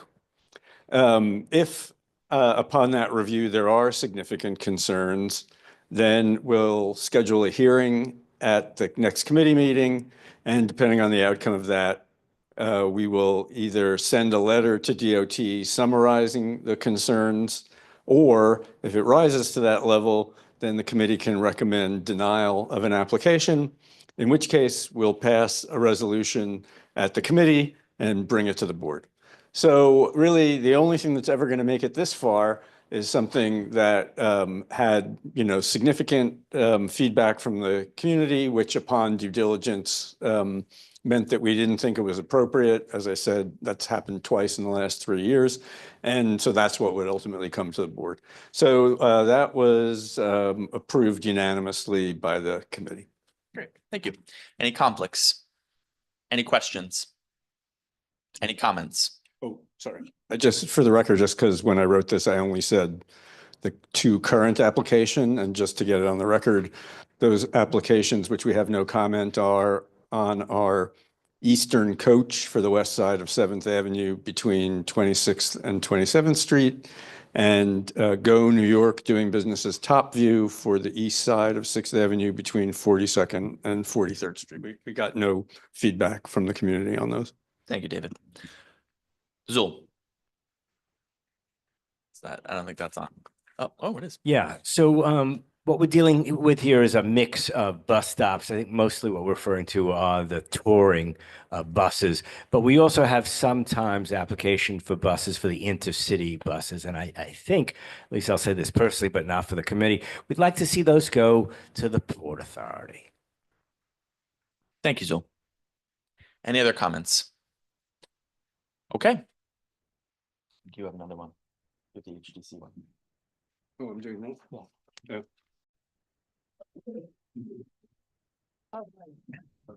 Not in the packet, but it's not in the packet. Okay. So you might remember that we've had a number of discussions about an issue that arose on the funding of the Penn community-led improvement program process. And one of the recommendations that we got from the law department was that we should terminate the agreement with HDC, which was a nonprofit, which was able to accept, because we're not able to accept contributions, but HDC as a 501c3 could accept tax exempt contributions. So an agreement was entered into with them. There was one large contribution made. But the recommendation of the law department was to make sure we terminate that agreement because it didn't terminate by its own action. So tonight, we're asking the board to approve the termination of that agreement. Great, thank you. Any conflicts? Any questions? Charles, there's a mic right in front of you, right here. My my question is the word recommendation meaning a suggestion? Whereas if someone was to say you shall or you must, is more of a command that that's something you should do versus a recommendation, meaning that you don't have to take a suggestion of the law department. Do you think that's a correct way of thinking about that?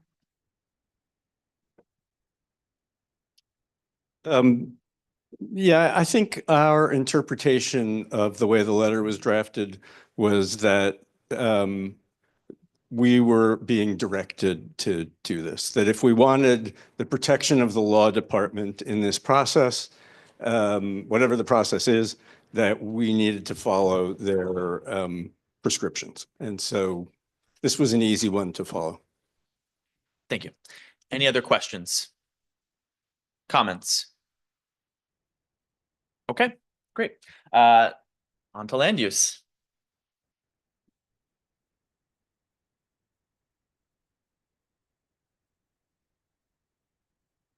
Good evening. While we're here, Grab the mic. Yeah. I'm going to grab this mic. While we're here to finally take a look at two resos, and the first reso is not MSMX. Okay. So we'll start with that one. So the first reso that we had this month was a special permit for a through block arcade. Deemed red, not So deemed. bundled. Okay. So this is for 1211 6th Avenue between 47th and 48th Street. It's a non-ULURP modification to a through aid for a special permit. It's an application for minor changes to a previously approved special permit for mid-block pedestrian arcade with 2 restaurants and 2 television studios. The changes that they're asking for include public seating with movable tables and chairs, stepped platform seating, overhead decorative lighting, granite pavers, full ADA compliance, and new signage announcing public access to the arcade at all times. However, because the applicant does not plan to provide restroom access to the general public, this is a deny unless. And that means that the applicant must agree to provide restroom access to the general public with proper signage announcing public access. So this application was denied. Thank you. It'll be interesting to see what happens going forward with the new law that's been passed by the city council. So this was in our committee, 11 approved, 1 opposed, and 1 absent. Thank you. Any conflicts? Any questions? Any comments? David.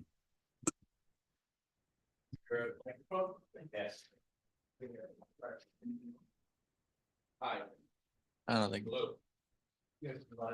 Hello, great. All right, so again, I appreciate the work that has been done on public bathrooms here, but we have a applicant that is coming in and following the rules, and we are denying them based upon the fact that this is something that we want. I think that we are lobbying the wrong people here. We should be lobbying the elected officials, and we should be lobbying folks to change the rules. But these folks who come in here and follow these rules, we deny them applications because of something that we want changed.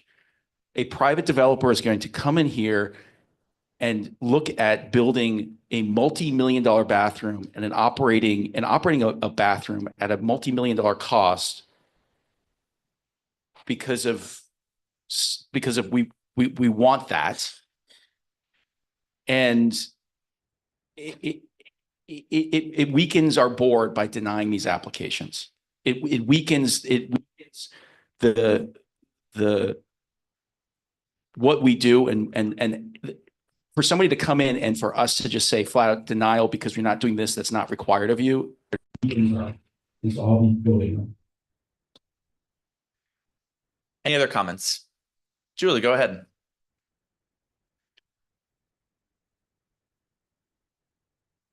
Make sure you're addressing your comments to the chair, please. Sorry, Brad.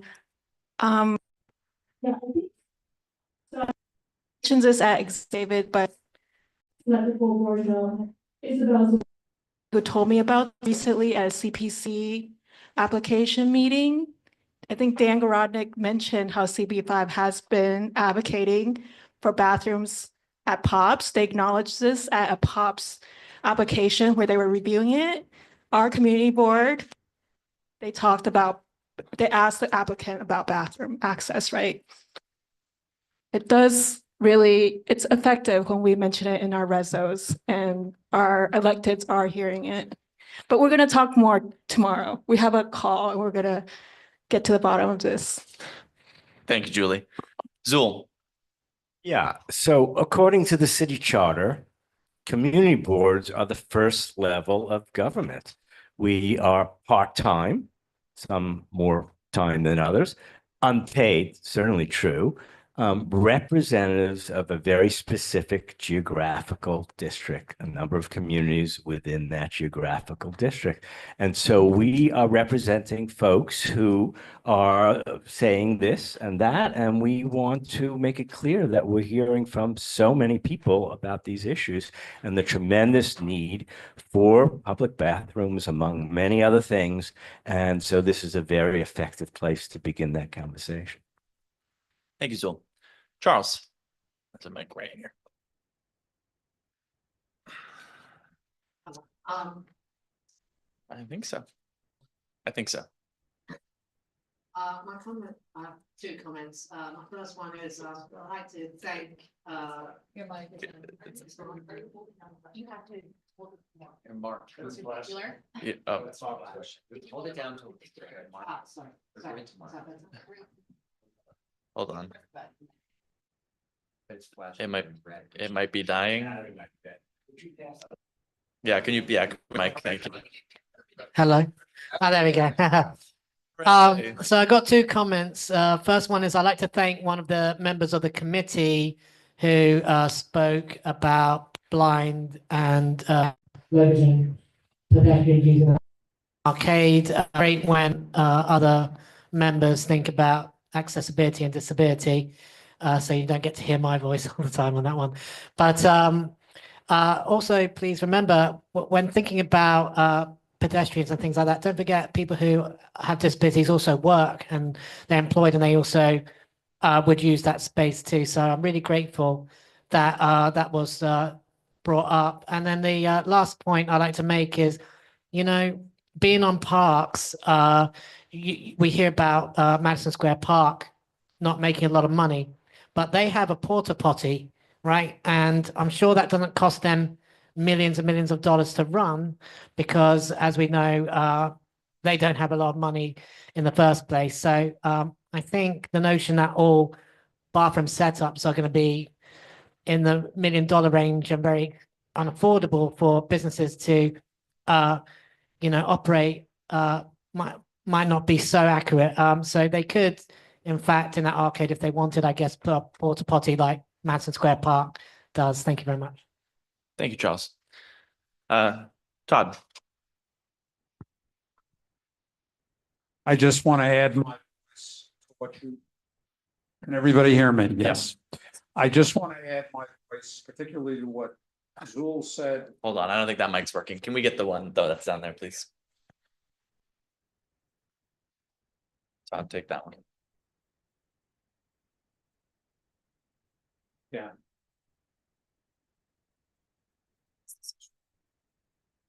Oh, that one's good. Okay. This one, can everybody hear me? Yes. Okay. I just want to add my voice to what you heard from Zul and Julie, which is that it's the responsibility of the community boards under the city charter to represent the local people of our district. It's not in opposition or to persecute the local businesses. They have their own financial imperatives, but the community boards and what this board has done traditionally is to try to strike a reasonable balance between the public interest as the organ of government closest to the people and the commercial interests and the many other interests in the government, in our district. And that's what this resolution does. It's well within the tradition of what we've always tried to do, and I urge everybody here to vote for it. Great, thank you. Any other comments? Okay, on to the main event. Okay, so the next resolution is Midtown South Mixed Use Rezoning Plan. The Department of City Planning proposes to add residential use to 4 manufacturing quadrants in Midtown South with a zoning map and text amendment to foster a vibrant mixed-use Midtown South neighborhood with 4 key components: increase housing access, modernize zoning regulations, establish FAR and bulk regulations, promote adaptive reuse of commercial buildings.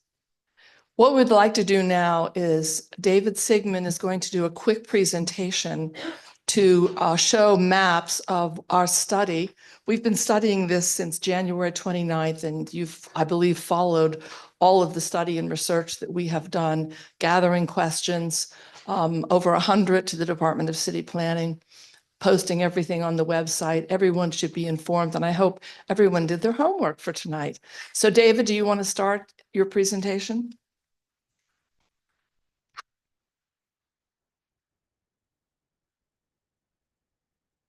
Yes, yeah, as long as you have a mic, you're fine. I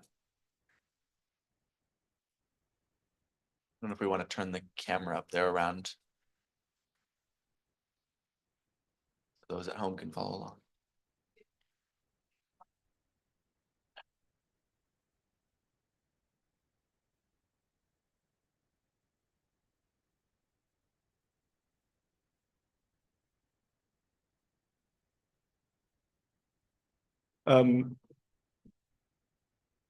So I'm going to try and do this, Brett, as quickly as humanly possible.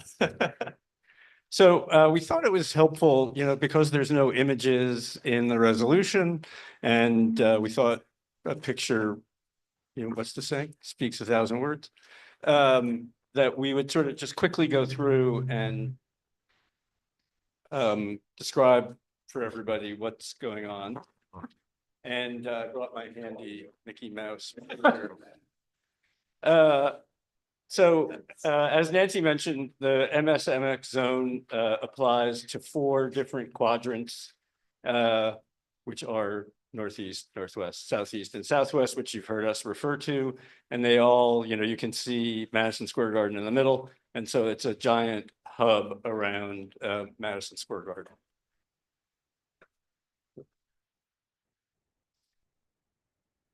Just to briefly give everybody an update status. So we're in the middle of the ULURP process, land use review process. As Nancy mentioned, the clock started on January 30th. CB4 actually reviewed this very quickly and issued a letter that was a deny unless. They issued that on March 10th from their full board. And it really was focused predominantly on density. And they objected to the density that's being applied. We'll talk about that a little bit more.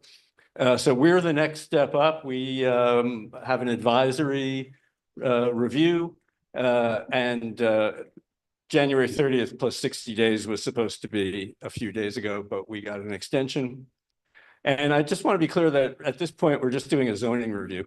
So the definition of zoning that Department of City Planning uses is that regulates what, how much, and where buildings and uses can be constructed, and that's it.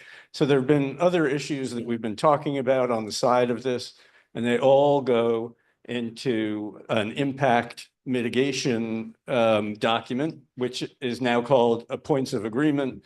People may recognize community benefits agreement. They used to be called that. So that's a separate document that kind of lags what we're doing tonight. So tonight, we're only looking at the zoning text and map. So after we're done, the Manhattan Borough President has until the end of April. Department of City Planning, after now for City of Yes, the Borough President issued a big report, published a big report, and I would expect something similar this time. Department of City Planning then goes back, holds a public hearing and issues the final environmental impact statement. And then it goes to the full borough board. From there, it goes to City Planning Commission for a review and a vote. That's a 60-day period. And then it goes to the City Council, also review and vote. That's a 50-day period. And then the mayor has a review right. So if you add all of this up, in theory, this process ends sometime in September. But you know, we started. We got to go first, which means we get to highlight the issues that we want studied. So what has the committee done to get here today? So we got the package from DCP on January 30th. The package consisted of new zoning text, a new map, and a draft environmental impact statement that was well over 1,000 pages by category. So we kind of split that up, reviewed the document, compiled questions, and then we commissioned a consultant, George Janes, who produced the study, and we released that to the public and held a hearing on February 26th. We then had our regular land use committee meeting where we got questions from members of the committee and public comment. That was March 19th. We received written comments from the Flatiron bid and several others, actually a number of the people that were here tonight. We developed what I would call a straw man proposal. We then reviewed that with DCP for their feedback and also this concept of scope that you'll hear about. There are limitations under the ULURP and under the City Environmental Quality Review Act on what can change once the thing's been certified. And so there were a number of things that we were talking about that DCP said are out of scope and can't be processed as part of our input. And so we made adjustments to the proposal. We then met with, or spoke to CB4, the Manhattan Borough President, 2 of our council members, and Councilmember Botcher involved the City Council land use staff to review it as well, because they are the next step after us. We finalized our presentation and took a vote at committee on March 26th. We met afterwards with the electeds, with CM Botcher and with Department of City Planning, received further input, made some adjustments at the executive committee. And so you have the draft resolution that incorporates all of this, all of the public comment, all of our discussions during the last 60 days. So again, what are we talking about tonight? We are only focusing on the zoning, but there is language at the end that is a roadmap for the mitigation points of agreement items, which will be injected into the ULURP process at the next step when we get to the borough president and the city council. So I'll whip through this. Basically, what you see in purple are the 4 quadrants. This is manufacturing zone. Everything else around it until you get to the river is either red for commercial or yellow for residential. So I said this is like Austin is to the rest of Texas. So this is why this issue has come up and why it's being addressed now. You can see in this little map in the corner, there are tiny pieces that are in District 4. Otherwise, the entire thing sits within District 5. So it falls to us to provide the input on this because no other district is really involved to the level that we are. The other points I wanted to just highlight about what the differences are between the four quadrants. You'll notice, so this now is yellow, is sort of yellow and orange. Residential is yellow and orange. Commercial is red. And then there's a variety of random other colors for special uses. But you know what you see is a lot of this is the special Midtown district. So in 1982, the city passed a resolution to make sure that development wasn't just happening in East Midtown, but that it would continue to move west. And so the special Midtown district was created in order to make sure that density, bulk, all of those regulations allowed commercial development, except because these areas were M zoned, they were not included in that district.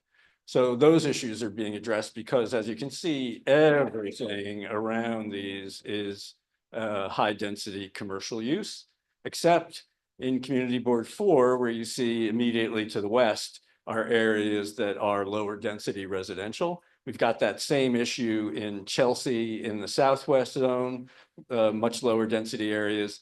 And then there's a set of issues here. A lot of the southern part of this is a historic district, southeast, and then you have the park. So as I think people said tonight, you can't just treat all of these, as I said, you can't just like smear cream cheese on the bagel. You actually have to like look at what's different about each of the 4 quadrants when we address the issues. This is, there we go. This is shows us what the density of development is within and outside each of these areas. So dark areas are lower density, lighter areas up to the yellow are higher density. And you'll see again, you know, particularly when we look in the northwest area, you have some very high density approaching 18 FAR on the avenues. This is 7th Avenue and 8th Avenue. And so this is CB4. So there's very high density in this area. There are a number of pockets of high density, but then obviously Midtown, very high density. Half of this is the historic district. And these are the average floor area ratios in each district. So you can see, as people have said, the southeast is the lowest, the northwest is the highest. And then you can see the low densities that surround the southwest. So again, just kind of emphasizing the point that things are different for each of these areas.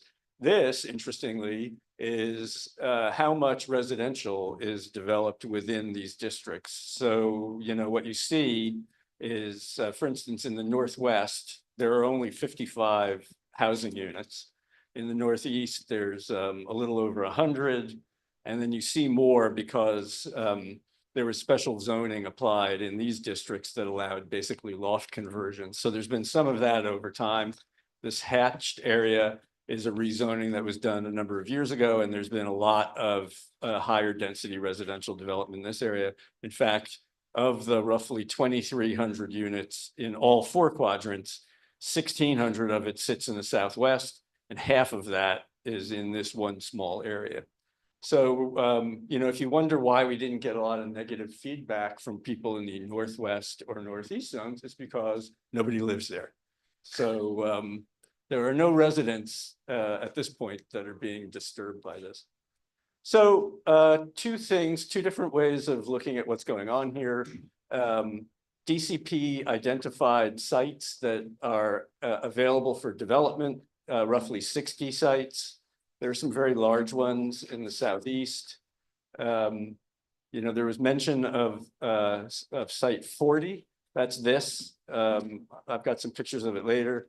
This is a parking lot next to the Serbian church. And this is where the School Construction Authority identified the only feasible location for development of a school in any of the 4 quadrants. And then on this side, everything in blue is theoretically a conversion opportunity of existing commercial space. I think the average age of buildings in these zones is approaching 100 years. So you know, DCP identified virtually every building as being available for conversion, but interestingly, only 800 units were in the calculation of residential units that would be developed by conversion, whereas on these sites, something like 9,000 new apartments are expected to be developed. And based on something we'll talk about in a minute, mandatory inclusionary housing, roughly 2,900 at most of the 9,700 would be affordable housing. So after all of our hearings and everything else, we kind of boiled the concerns that we heard down either from the committee or from members of the public to kind of 5 basic areas. So of course, everybody was concerned about housing production. That's why the program was created in the first place. So this mandatory inclusionary housing program mandates that 20 to 30% of the units in new construction or conversion would have to be affordable. And depending on how affordable is what tells you where in the range you are. There's also a real estate tax abatement program, which adds either way under new construction or under conversion, that adds to the amount of housing that's required in order to meet the test for the tax abatement. So that in any event gets you up roughly to 30% across the board. The other issues that were raised are particularly in the Southeast, but there are individual landmarks throughout these 4 quadrants, is the ability to monetize and transfer those development rights, those air rights. You may remember that this was an issue that came up in the East Midtown rezoning because Grand Central Station was a huge reservoir of development rights. And they wanted to make sure that the value of that wouldn't be lost as a way of preserving the station and quite frankly, recouping the investment that they made. It was a private group that purchased the station.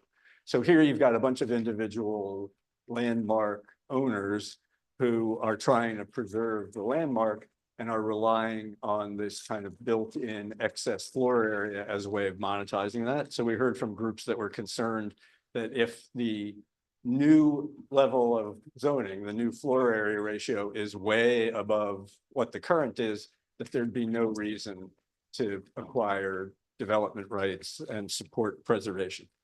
And then a similar issue applies on, there's a transit bonus. If you build an elevator or other improvements, improve a stair, you can get a square footage bonus. And then providing open space gets a bonus as well. Those I think go up to 20%. The concern was at high levels of a floor area ratio, why would you spend the time to get those bonuses? The question of balance, residential versus commercial, you'll see when we talk about the specific zoning, they wanted to make sure that we were really promoting residential and not just turning this into a commercial zone. The one thing I did want to mention, because we haven't really talked about it yet, this R11 and R12 zones, these are new. So for decades, the floor area ratio for residential was capped at 12. You couldn't build a building that was for residential that was more than a 12 FAR. As part of the new real estate tax abatement program, City of Yes, all the other stuff that was going on, the state approved new densities.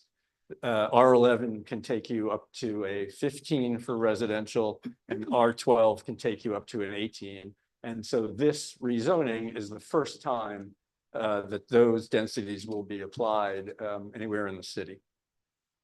So there's what's in the residential, what's in the commercial, but there's also what gets converted versus what gets demolished and new construction put in its place. And the floor area ratio is going to dictate that as well. We'll talk about that a little bit more. There were planning considerations, really mid-block, which you heard earlier today. What's on a wide street like an avenue versus what's on a narrow street. And then finally, all of these mitigation issues, what are the public realm needs? One of the biggest, obviously, is open space. But we have a list of things that we'll be talking about for for the next step of this process. All right, so just to make it a picture, this is the DCP proposal. And you can see R12, R12, R12, and R12. So the highest density, which is 15 for commercial and 18 for residential, was mapped in the blue here and in this purple here. Here, there's some slight differences, 12 for commercial, 18 for residential. But 18 for residential was essentially mapped everywhere in the 4 quadrants. And then there were some limitations on the southwest because of the lower rise zoning here. So here, the residential floor area was reduced to 15. There's a note is that in the historic district, the Landmark Preservation Commission has the right to limit the floor area ratio to 12. So while the heavy 18 FAR was mapped everywhere, in the areas in the southern part of the southeast that are in the Nomad and Ladies Mile historic districts, that's limited to a 12 FAR unless the Landmarks Commission chooses to act otherwise. So we digested all the public input and went through with DCP the basis of their proposal, and we made 3 recommended changes. So the first one is that in the mid blocks of the northwest zone, including, so this is Broadway to 7th, 7th to 8th, that we would downzone the mid zone so that it was at a 15. So 15 in the mid block, 18 as was proposed on the avenue.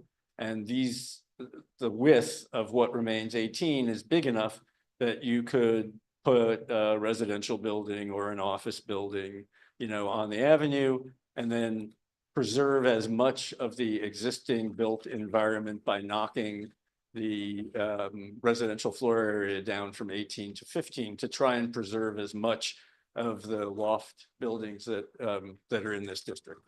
We made no change in the Northeast. This is, as I said, it's dominated by high-rise commercial space. And so it's the logical place to put density. Very few people live in this area right now, so the displacement's relatively low. So we left the proposal here. This is a little bit misleading, but essentially we're saying reduce the density in the entire southeast to the 15 FAR instead of the proposed 18 FAR. So that would be the whole area. And the limitation because of the historic district still applies, in the areas where it exists in the south. So that was recommendation number 2. Recommendation number 3 was actually to upzone 7th Avenue on the east side because we were being consistent about 18 FAR, on the avenues. This was ruled out of scope by DCP because apparently you can only recommend downzoning, you can't recommend an upzoning. So we were trying to offset whatever reductions were happening elsewhere, but this is now out. So you will not see this as one of the resolved on the zoning. So this is out. But otherwise, the change is mid-block here, all over this zone, and these 2 stay the same. There was a question that came up about, you heard 2 people today speaking about why is 30th Street at the highest density? And really the answer is that what's happening just above it is the general project plan, the Penn Station general project plan that is approved, went through the state process. The floor area ratios, this is kind of the infamous block 780, if you've heard that. The densities that have been approved on here are in the 30 FAR range. So our feeling was that having a kind of mediating area at an 18 to go from 15 to 18 to 30, that made sense. But we've noted in the resolution that we did receive comments from residents of that area that they weren't sure that that was appropriate. So this is the proposal that's reflected in the resolved in the draft resolution. I wanted to point out, so the Manhattan Institute is a very rightward leaning libertarian think tank based here. And so they studied this. They're actually the only group that I was able to find that really did an in-depth study of it. And interestingly, They took a more, I don't know, do you want to call it liberal? Do you want to call it conservative? But they really squeezed the 18 FAR down. They locked the 18 FAR in only to these blue areas on the avenue. They did keep it here as we did. They squeezed it completely out as we did in the southeast area. And they actually made the same proposal we did to keep it or to introduce it on the avenue on 7th Avenue. But otherwise, they actually pushed everything else down to 12. We're 15 in these areas, 15.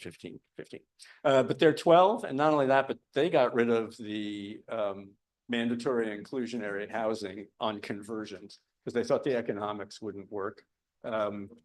I think they didn't really know what the full tax abatement was when their report was published, but their recommendation was no affordable housing on conversions and push the FAR in the mid-block all the way down to a 12. So we're actually, I don't know, more conservative, aggressive, you pick your adjective, than the Manhattan Institute, which is pretty libertarian. The question came up at one of the meetings about what does a 15 FAR residential building look like? So this is 6th Avenue in the 20s. This is 23rd Street. And so you may be familiar with this area. This was rezoned in 2001. There were a lot of parking lots here and a lot of flea markets. And so I just kind of picked out like two of the obvious. This is the tallest building in the rezoning area. It's 37 stories, 199 condos, and it's a 13 FAR. And at the other end, this was a separate rezoning. This is the Virgin Hotel. And so this is 39 stories, 460 hotel rooms. If you've been by there, it's a very large site. And so all of the area was transferred into this tower. The tower's 39 stories. That's an 11 FAR. So, you know, a 15 FAR is going to be somewhat taller, bulkier than this condo tower. And probably, you know, this was such a huge site that we don't really know that that's going to be duplicated anywhere in the Southeast. But it was part of our concern of not going to the full 18 FAR in the Southeast quadrant.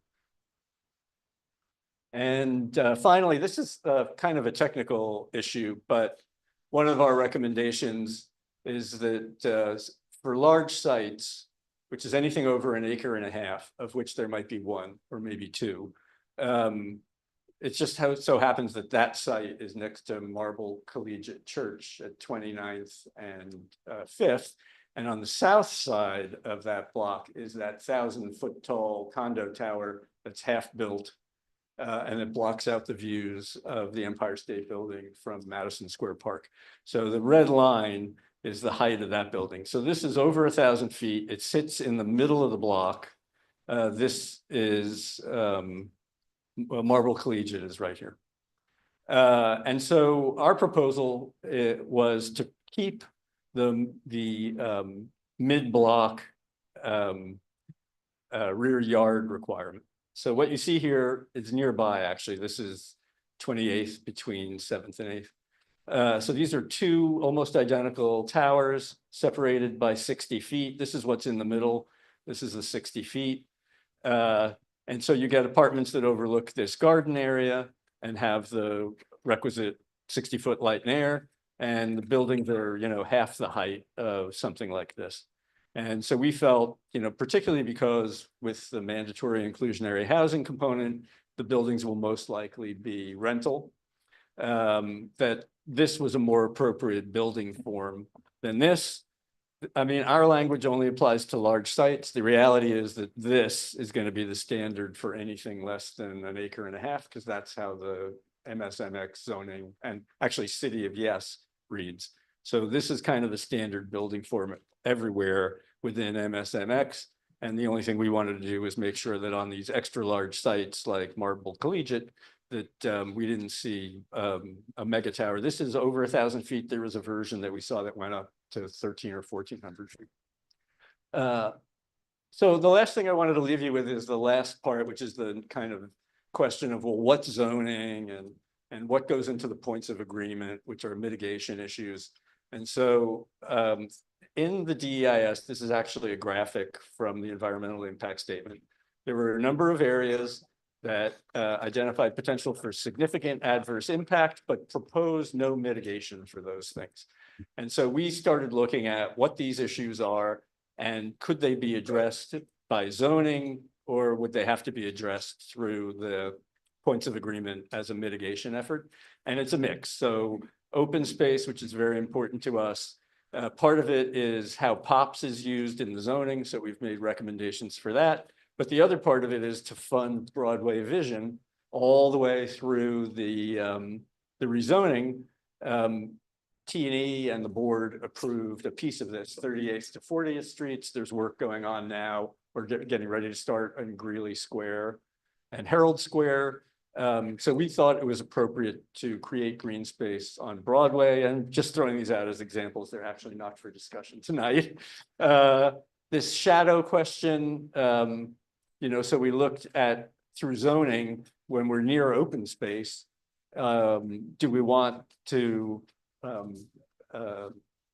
reduce building height? And the tool we ended up, rather than, I think Community Board 4 recommended define building heights, we didn't go there, but we did say, let's preserve the rear yard so that buildings are naturally shorter than single towers in the mid-block.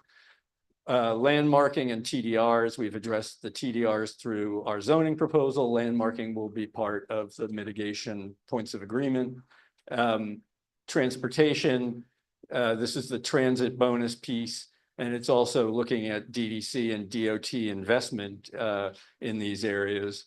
Air quality is a specific issue that came up. They were waiving the need to make environmental studies for residential conversions as a way of kind of speeding the process up.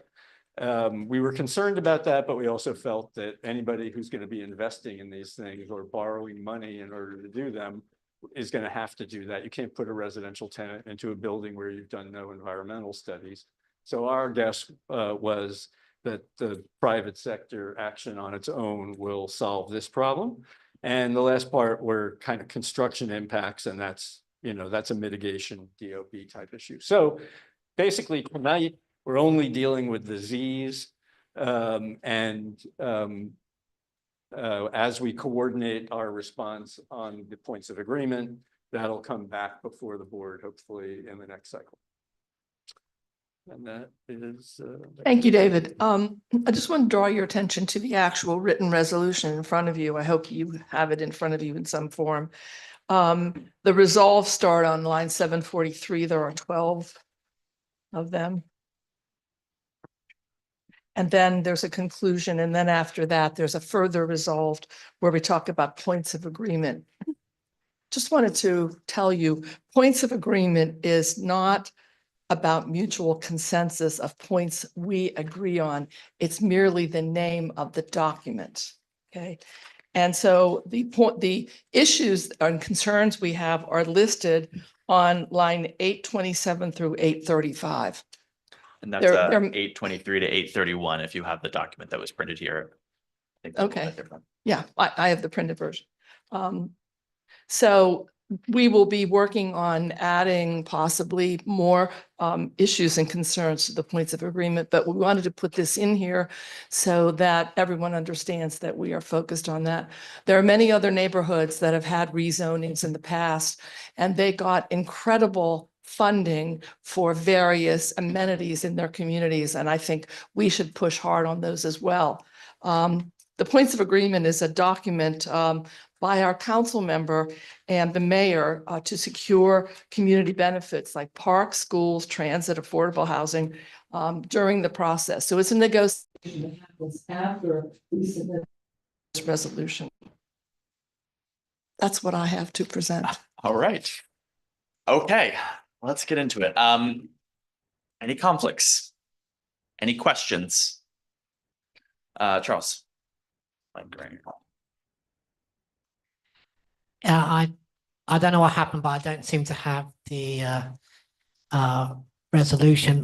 Because maybe someone read that if it's possible or anything like that. So I know what I am voting on. And is that in the in the ballot count, is it? Yes, so it was circulated as part of the emails from the office. It's the last resolution in the packet, and it is in the ballot as well. Are you able to have that electronically read to you, or? No, unfortunately, I guess it's not accessible, unfortunately. It's Okay, just because it is a rather long resolution, is there any way for, okay, we're gonna have somebody read it to you. Thank you, Tristan, I appreciate it. While we continue, any other questions? Mike, did you have comments? No, we're in questions. Okay.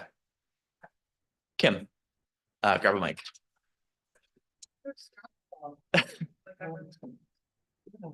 Okay, there we go. Thank you. This was an incredible. I don't think it's on, Kim. Is there a green light? Hold it till the green light comes on.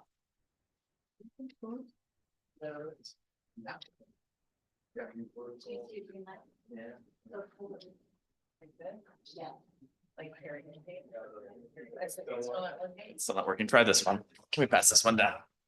No, because we have to do it for people online. Now it's. Hello? Now it's working. Okay. Okay, I think we're good. Sorry, everyone. I just have a question about air rights. Are there any kind of guardrails or restrictions? Like, are we worried about that pushing buildings taller? Are they talking about? Is that going to be a consideration in this zone? We're not concerned about them going higher with what are called TDRs, transfer of development rights or air rights. We're concerned that there is a surplus of FAR so that developers won't use the TDRs and save our landmarks. The landmarks need to sell their air rights to maintain their buildings and repair them. And there's one specific example, which is the Serbian church on 25th Street. They have been unable to complete the repairs on their building for many years. And so they are looking forward to being able to transfer their development rights. Great, thanks. Thank you. Tom, This wasn't in the presentation, it was just a comment. sorry, grab a mic, Tom. Yeah. Questions still? We are still in questions. I'm looking at the undercounting of residential units. Part of it, we assert that the DCP's ECQR methodology severely undercounts the number of units. How are we asserting? I probably really technical. I just want to numbers there. And what we're asserting is the undercount. So, the presentation was excellent, by the way. Yeah, so this is really technical. The city environmental quality review has a whole bunch of rules. And one of the rules is that you can only look at basically individual sites unless they've already had, they've been combined with other sites. So basically the city is restricted to only looking at what you see here in pink. And then, this kind of minimalist view of what's going to come out of conversion. So when we looked at that, and this was one of the things that George Janes, studied for us, is when you look at these pink sites, like why wouldn't, these three be merged? Why wouldn't, the example of Marble Collegiate, why wouldn't somebody, continue to pick up other parts of the site? When you start combining these, I don't have the graphic here, but we looked at the density of existing development relative to what the new zoning would be. And this whole area, every area is like ablaze in sites that are below FAR by as much as 50%. So our expectation is over time that you'll start seeing, lot mergers. People will be expanding their sites, building much bigger buildings. And so our expectation is that we'll see a lot more units. We would also think you'd see a lot more units coming out of all of this blue than just 800 units. And there was also a study that the Municipal Arts Society did a number of years ago that looked at the Long Island City rezoning and the downtown Brooklyn rezoning, and the number of units, and each zoning is different, but the number of units that came out of those was a multiple 4 times the number that the Secra study methodology produced. So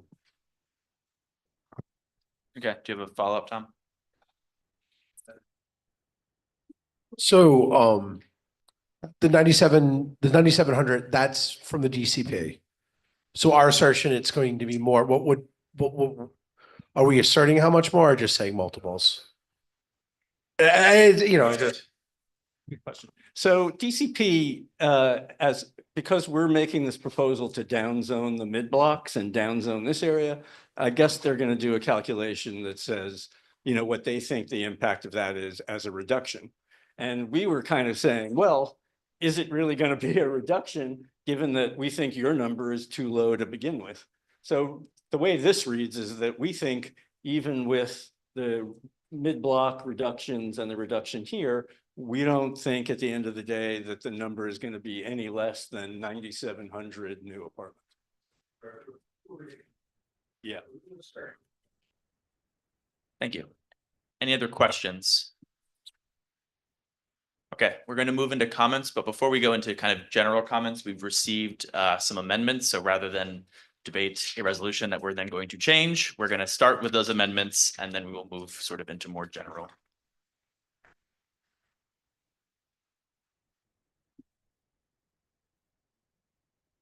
Fair, okay. Yeah, Nancy, you were done, thank you. Sorry, one moment, please. So.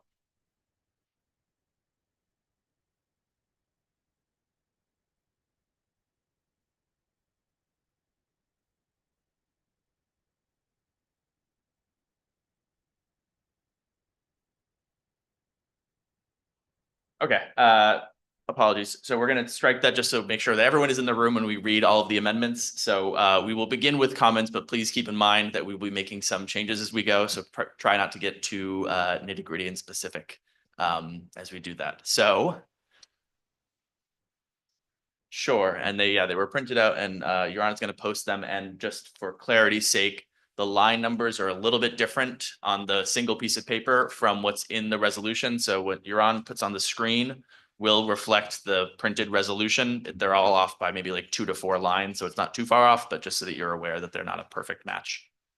Sorry, and whoever's presenting, can you stop presenting so I can present?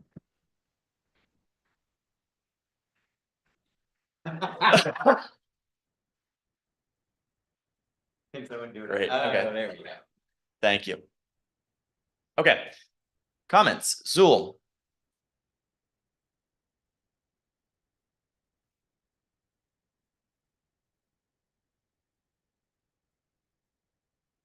So residential convergence is coming to Community Board 5. And there seems to be a near consensus that that's wanted. We want more residences in the district. The hope is that many of them will be affordable. The concerns with the zoning that's proposed is that the FAR will make the TDRs unavailable. And so that means that there's a threat to our landmarks and to our historic districts. So that's a major concern. And then so much else is really begins next with the conversions. So we'd hope to see a good number of conversions rather than demolitions. And then we go into the whole public realm, and where we're very, very concerned is open space, green space, clean air, light, hospitals, schools, and that's all part of what David and Nancy have presented in terms of what is being called the points of agreement. These are the areas where we have to talk about mitigation, and that's not within the scope here. So you have a lot of information before you. Hopefully you spent time looking at this before tonight. People have been working on this for a very, very long time. Thank you. Comments, Mike. Nope.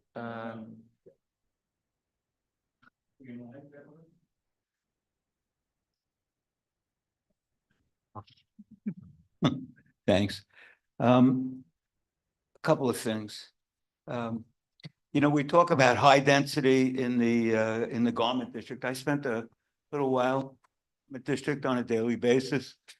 And you ask a building manager, what percentage do you have empties? Oh, I'll tell you, it's 80% full, 20% empty. Then you go outside and you look at the windows on a Monday at 11 o'clock when they should all be lit up, 80%. They ain't. So maybe somebody's paying rent and they're counting it as full. But trust me, that 80%, there's a lot more empties than you think. So I went to a couple of friends of mine who own buildings in the garment district. I can name 4 people that I know. I feel pretty important that I know all of these important landlords. And I asked them, what about the conversion? Because most of their buildings are substantial buildings. They're not brownstones of 4, 5, 6 story that can be ripped down. These are substantial buildings. What are you thinking about the conversion? What they tell me is all about money. If I can make money, I'm for it. You want to change all, put in bathrooms and make it residential. As long as I can make money, I'm for it. So their concern is what percentage is mandated as affordable, because they're not making money on the affordable ones. They're making money on the market rate ones, right? So that's what their main concern is on a large, huge percentage of the buildings that are really nice in the garment district. Just walk around. They're magnificent buildings by a lot of famous architects. Now the comment. I'm told that the garment district is a historical district. I didn't know that. So now if you guys know how that happened, I wish somebody would tell me. One more thing. In 1980, let's go away. 1985, there was a movement called the Save the Garment. I don't know if anybody here is old enough to remember that. I lived through that. So people walking around with signs. What they meant by that is keep the factories in the garment district. And the city sent around somebody. I even took them on a tour, one of my tours, to talk to different landlords on the possibility of conversion of their 270 or 280 West 38th Street. The landlord's approach, you have 50% factories in this building now. We want you to keep it 50%. And in order to do that, if you'll keep your rent at $37 per square foot, we'll give you a huge tax break. And the guy said, no way. And then COVID happened and the building's still empty as hell. So that didn't work out for anybody. But there have been many different attempts to keep the garment district as a manufacturing hub in New York. It ain't happening. The gods aren't making that happen as much as the city wants it to happen. Couple of other things. In the financial district, the conversion of all of those office buildings into residential, right? It's beautiful down there. You go, they got supermarkets now, they probably got schools and stuff. Those are all these places. None of them are these places. You're not going to find any places that I can afford to live in the financial district. So that can't happen in the same way in any of our 4 areas here, because it won't. I guess I talked enough. Thank you, Mike. Neil. Yeah, and I'll speak more later about the Southeast, but just echoing what Mike just said about the Northwest, I've been going to the Garment District Alliance meetings as the CB5 liaison. And yeah, there is a lot of interest in keeping makes sense that they're building owners. They want to keep the FAR higher between the MIH 20 to 30% affordable, also prevailing wage requirements that are in the state tax incentives. They're trying to, they want to have a profitable use of their land, and they want to contribute housing and affordable housing. And they are worried about being squeezed all sorts of different ways from like 7 different, from zoning, from MIH, from the tax incentives. So, what I've heard is definitely, not surprisingly, since they're building owners, in favor of maxing out the FAR in the northwest quadrant. Thank you, Neil. Tom.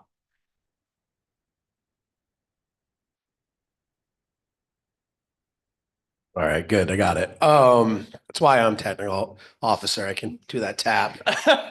Anyone needs it going forward. I coming at this, I'm a little bit of a nerd. I love what Michael does. One of the reasons I kind of got into coming in here and stuff is that I live a little bit outside of these districts in a conversion from 1922. It was a commercial manufacturing space that got converted. It's lofts. I do understand it, maybe not the definition of affordable for some people, including my wife. But one of the things I will say though is there's a positive effect to this, right? There's a downhill positive effect as you're adding housing, and another downhill positive effect of the effort of conversions. Otherwise, what happens when you make it very hard to do conversions and stuff like that is there's just no base to maintain, right? Like you have to base harder, move through the steps of housing to go through the permitting. And what that does is it shifts the focus to luxury apartments. It just does.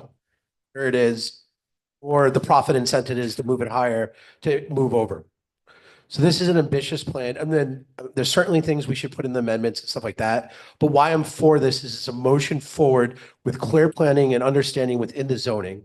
There's a lot of place doing it. And it's also in a place where there's really interesting architecture, looking to convert some of those buildings, some of those facades that you really wouldn't see in kind of the modern day glassed over area.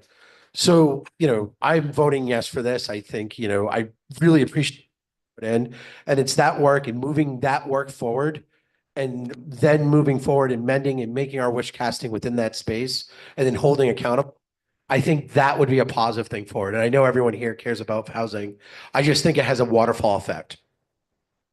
Thank you, Tom. Any other comments? You're on. I just want to say that, as others have pointed out, this was a Herculean effort on Nancy and David and Julie and everyone else's part. They did an incredible job of also distilling it and making it understandable to lay people like us. I know there's some amendments that we're going to discuss, but I will be supporting this resolution no matter what, because it is so intensely needed by the district, and our team did a really, really great job. Todd.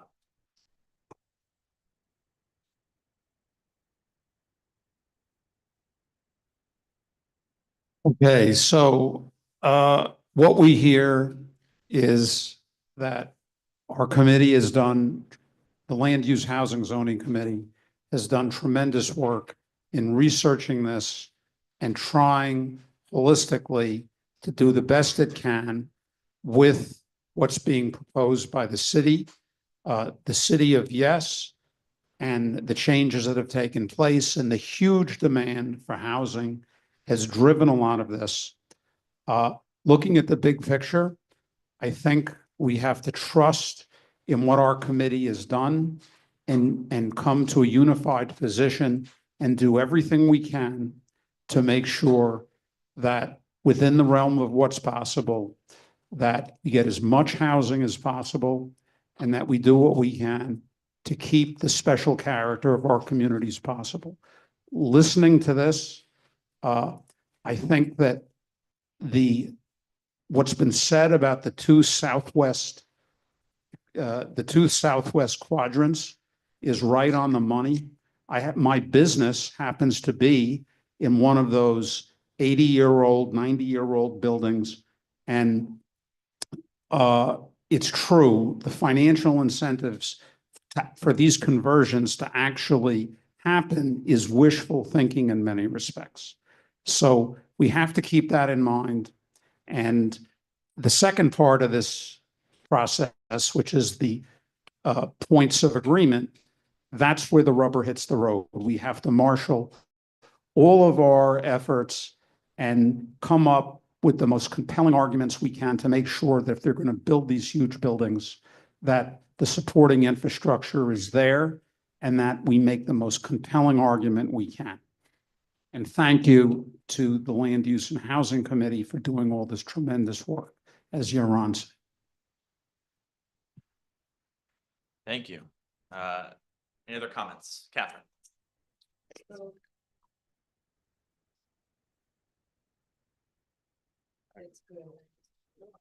Hi, this is Catherine. So I just want to also reiterate that if there ever was a teachable moment in this year, this would be it. And what's important to me in terms of the learning curve is that we learned a lot of lessons from City of Yes, and they are applied here and make effective understanding of text amendments on zoning. It's also I'm speaking. Yeah. It's also very noteworthy as I listen to the public hearings related to what we see here. A lot of that was incorporated. I could hear that. I listened to a lot of people who are well known for doing this work talk to our committee, and I applaud the expertise, the widespread depth that is here is worthy, but it also still leaves room for us to do the work that we do with the expertise that we have or lack thereof. And so I hope people will move forward with the points of agreement. I love how Julie said that it will help us to design and develop a livable city in a very futuristic way, as I think I have watched this city grow by leaps and bounds. What we knew was moribund in the 90s is now thriving. And so I'm glad to be able to bear witness to some of that. I'm trying not to miss the moment, and I'm trying to help inspire all of you to do what you can to make this move forward. Thank you, Catherine. Okay. I'm told that we are nearly ready for the amendments. So why don't we want to go see? Yeah. If not, maybe we take a quick break.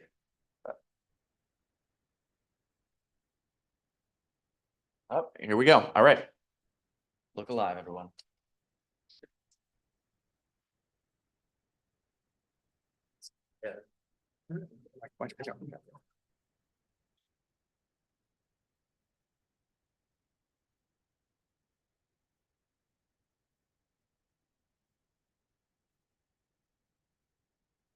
Okay, so let's get started with the amendments, and I think it probably makes the most sense to do the friendly amendments first, since those seem pretty straightforward.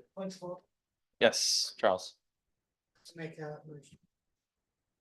That's not a point of order. That's not a point of order. I'd like to make a motion. Okay, sure, Charles. Is it my, thank you.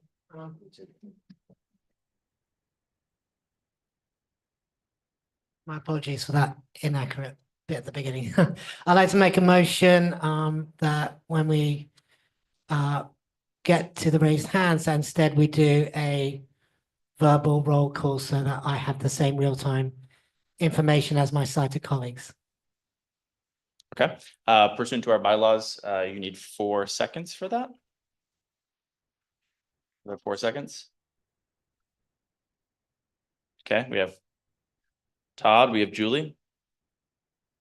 Zool, is there one more? Janice, okay, all right. So thank you, Charles. We will take all of these votes by roll call rather than raise hand for the amendments. For the regular votes, they will still be in the Google document, but this is only for amendments tonight. Okay, so let's begin with the friendly amendments. I think those are pretty straightforward. So do you want, yeah, let's have, go ahead. So what's being projected now and what was printed out, but the line number, if you're in the room and you have a handout, the line numbers are slightly different, as Brad said. You see 4 proposed amendments. There were an additional 2 that came in after this document was created, so we'll do those. What Brad is referring to is the 2 at the bottom. These are what Brad and Nancy and others have deemed more sort of like proofreading change and correction. They change nothing substantive about the language. So we put them here for transparency. And you know, unless anyone objects, we are just going to incorporate them into the resolution as, again, proofreading corrections. Are there any objections to those amendments? Which is the bottom 1 and 2 on the screen right now. And on the handout, they are under the header friendly amendments, parentheses, proofreading corrections. The first is to strike a duplicative paragraph. And the second is to insert the word proposed before the word zoning, because this is about proposed zoning, the plan from DCP. Okay.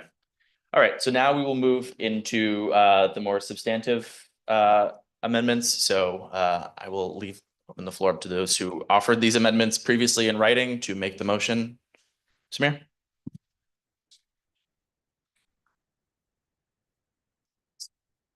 So the first one I'm offering is on line 720. I make a motion to change the word of transit bonus undermined to transit bonus discouraged.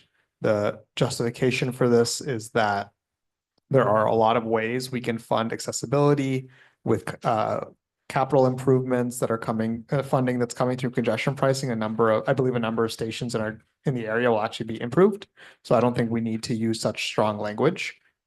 Hence my suggestion or proposed amendment to change the word undermined to discouraged. Do you want to offer both the motions at once and then we'll bundle them? Sure.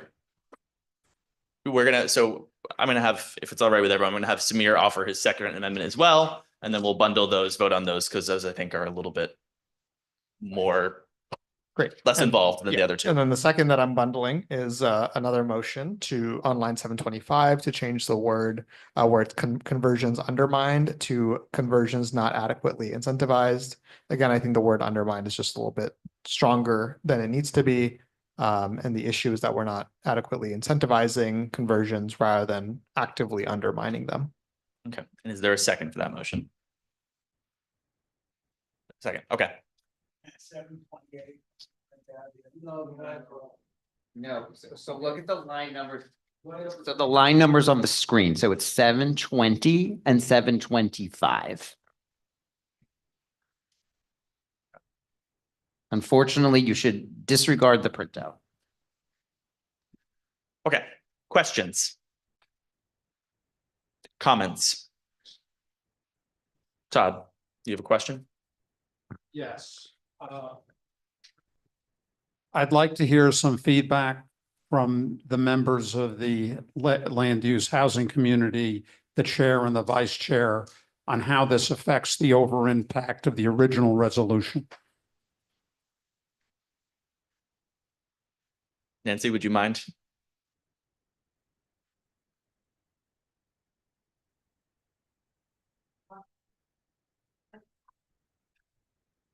I would.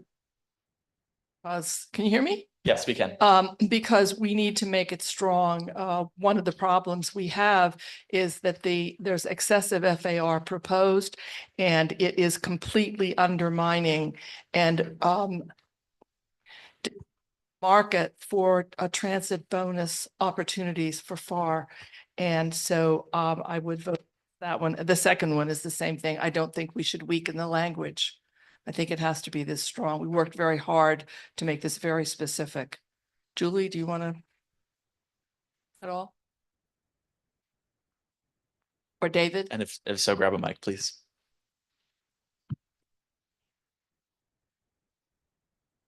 Okay, I think we seem satisfied with that. All right.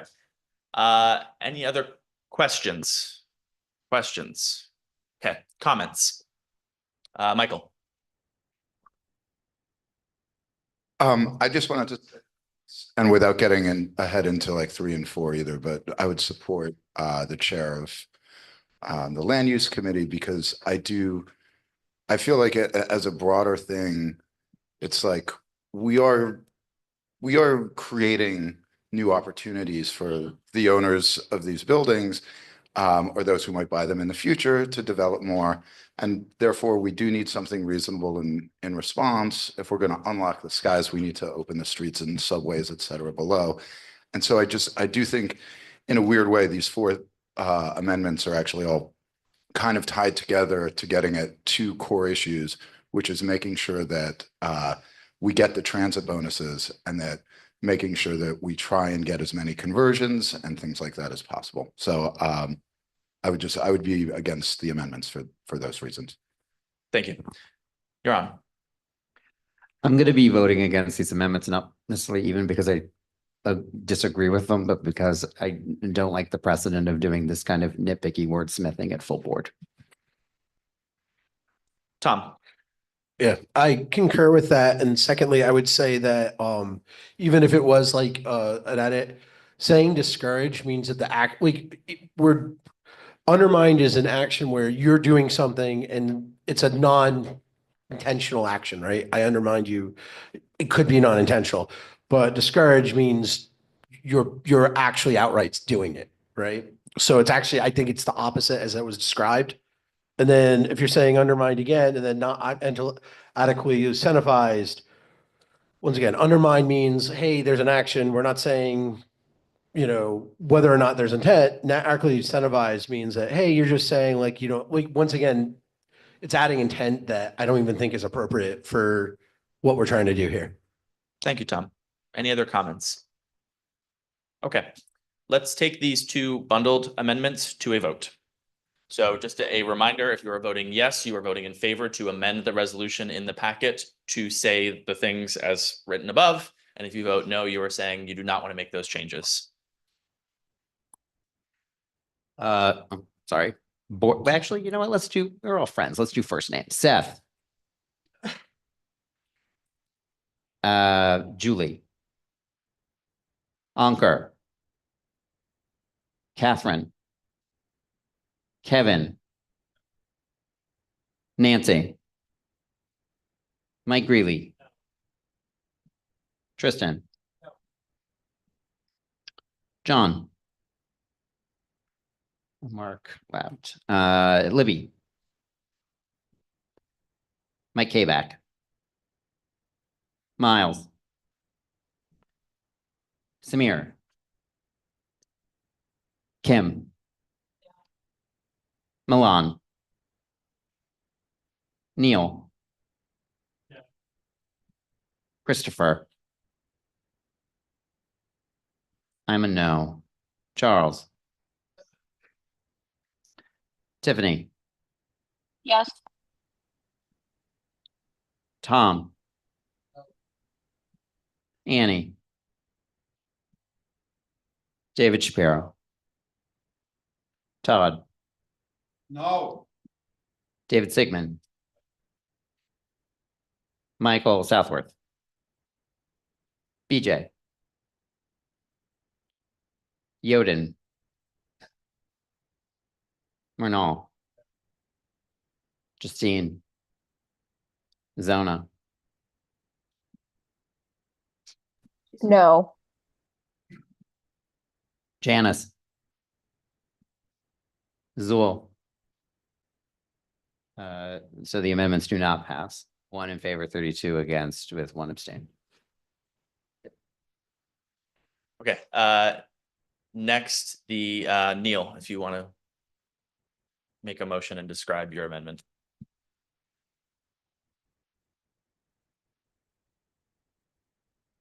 Tough crowd here. Should I read the text? Yeah, you should read the text, but if you want to describe it like, you know, offer rationale before or after, it's up to you. Okay, so I'll read it. It replaces condition 1 in the resolve statement, which is starting line 745 in the printout. It replaces that with southeast quadrant density mapping. We do not propose any changes to the proposed M18A R12, 12 FAR for commercial use, 18 FAR for residential use, zoning in the southeast quadrant. However, we ask DCP's support to closely monitor the impact of this zoning change on the southeast quadrant's extensive historic districts, the value of landmark transferable development rights, TDRs, view corridors to the Empire State Building, and afternoon sunlight in Madison Square Park, in order for CB5 to recommend necessary zoning and non-zoning mitigations. We request that DCP produce a report about these topics no later than 3 years following the effective date of the MX plan, and present this report to the Land Use Housing and Zoning Committee of CB5. So I wanted to share why I'm offering this amendment. I live on 6th between 26th and 27th Street, right next to the southeast quadrant. So this is my neighborhood. I'll walk back home tonight, really glad for the opportunity to live there. It's close to friends, close to jobs, close to transit around the city and the whole region. Units in the Loft Co-op down the street from me, where some of the neighbors who's testified today and last month live, go for $2 to $3 million. There's more talk these days about how blue cities that want to live up to their values should welcome more residents into wealthy, high demand, high opportunity places. And the southeast quadrant is precisely one of those neighborhoods. So we should be really deliberate about recommending policies that make new homes more scarce and more expensive, which is the current proposal does by recommending R11. There are a bunch of justifications cited in condition number 1, and I appreciate the explanations and the committee's work, but I read through and they just didn't make sense to me. And neither does the proposed solution of changing R12 to R11. The first reason cited is to preserve the value of TDRs. As a progressive, I believe in public goods. I do not believe that we should prioritize the value of speculative financial assets that are created by city planning and held exclusively by private landowners over homes for new neighbors. And look, I lived in Russia for a year. I love visiting Orthodox churches, actually, do it a lot. But I have nothing against St. Sava's around the corner for me. But I just can't believe that we're knocking floors off of apartment buildings in our neighborhood to demand payments to a church that the majority of us have never set foot in. And the second reason cited is that much of the southeast quadrant, maybe half of it, is in historic districts. To be clear, the historic preservation rules, if we pass this, still apply just as much as they do today. And any proposal that alters an individual landmark or a lot in a historic district will still go to the Landmarks Committee and LPC. The fact that so much of the area is landmarked is a reason not to lower density, because it means that there are fewer sites in my neighborhood that can easily be developed to address the housing crisis. Finally, there's concerns about shading Madison Square Park and blocking views of the Empire State Building. Regarding afternoon shade of the park, the closest lots being rezoned are 450 feet away from the park, due west. That's across Fifth Avenue, across Broadway, and then half a city block, roughly, between 5th and 6th. So with a lot of tall buildings in between. So I don't think there's going to be a lot of shade, even if you get a tall building. But these concerns that are listed right now in condition 1 don't even make a ton of sense when you put them together. On the one hand, we want developers to buy TDR so that in order to build taller. And on the other hand, we're concerned that tall buildings will block views and create shades. These two don't go together. The sun doesn't care where you get your FAR from. So the recommendation to lower from R12 to R11 is not, in my opinion, good urban planning. It's looking at a plan that legalizes housing density, listing a couple of concerns, and then changing a number on the page so we appear responsive to these concerns. So my amendment says, instead of taking this action now and dealing with the consequences, my amendment says, let's come back in 3 years, see what actually happens, and propose a solution if there are any problems. Limiting FAR, which is currently proposed, doesn't actually address the concerns that are listed in condition number 1. George Janes pointed out that with the same FAR, you could either get skinny buildings that create shade or wide buildings that block view corridors. If in 3 years these problems come up, we could impose height limits, for example, to limit shade, or we could use setbacks and maximum lot coverage to preserve views. Just as examples, we could come up with better options 3 years from now. But it doesn't make sense to reduce FAR indefinitely, probably at least for another decade that it would take us to come back to this, just on hypotheticals. So to wrap up, let's start by tackling problem number 1, which no one's mentioned. The rent is too damn high. We've put up extraordinary barriers to living in Midtown. If you can't swing a cool $3 million for a giant loft condo, sorry, I guess you're out of luck, but Jersey City is nice. There's consensus on the board that the housing crisis is priority number 1. It's in our district needs statement. We agree on that. It's not a hypothetical like blocking a view. You put a building in this lot at this angle of the Empire State Building. There's no if about it. We have a really big problem here, and this resolution is our chance to be a welcoming neighbor. So I put this forward so that we can focus on getting that right. Thank you, Neil. Questions? Oh, sorry, actually, let me take a step back. Apologies. Do we have a second for the motion? Okay, thank you. Now questions. Comments? Oh, yeah, question, Michael. Use a microphone, please.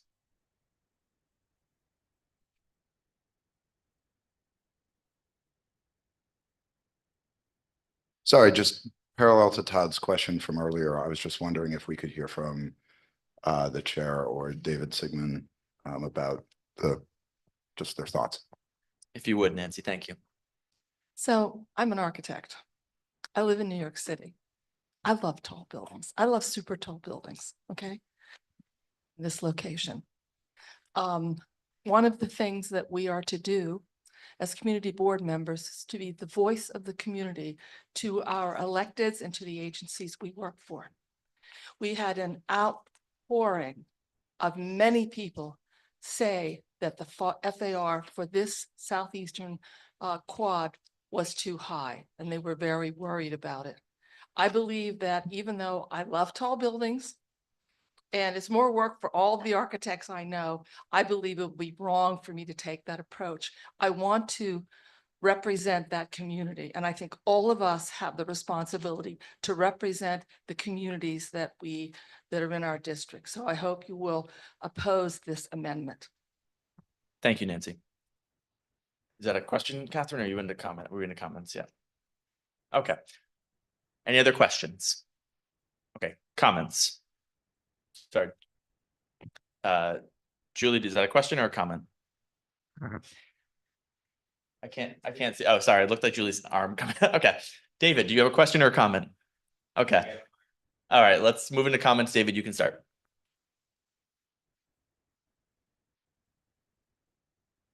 I think I said it during my presentation, but, part of the reason why I went through, and as Nancy referred to, the amount of public input that we received, and particularly in this area, written statements from the bid and from others, is we really wanted to avoid being one issue voters on this. It would be very easy to take the position that we should just make everything 18 and paint it white and, call it the end of the process. And that's how you get the most housing. But that's a one issue vote.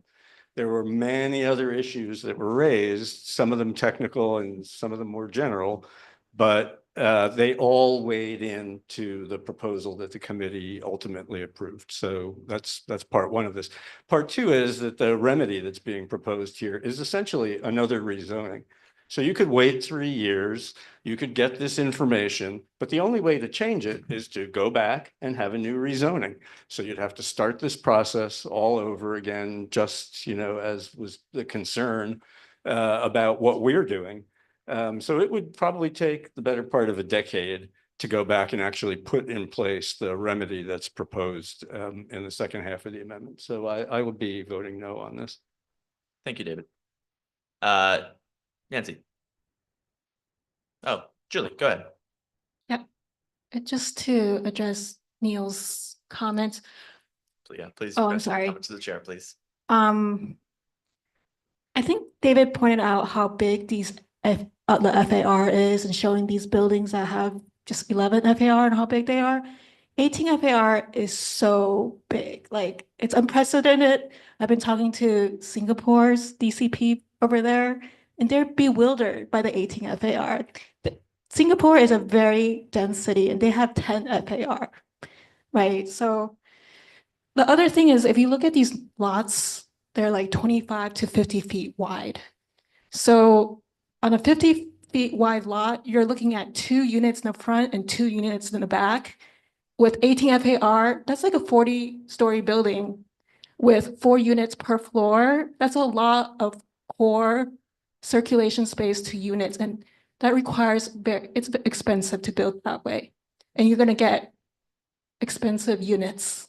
It doesn't make sense, the FAR for this neighborhood, I guess. That's what I wanted to communicate. Thank you, Julie. Catherine. So I just wanted to comment again, as I heard public comments during the meetings, one of the things that came through in this part of what this amendment represents is really what the community felt. I believe one of the community groups represents about 1,000 residents. They met about it. So I do feel that it's important to note that the work here does not only represent the expertise at the table, but it is combined with significant community input. And that's what we're supposed to do. So I will be voting no. Thank you, Catherine. Zul.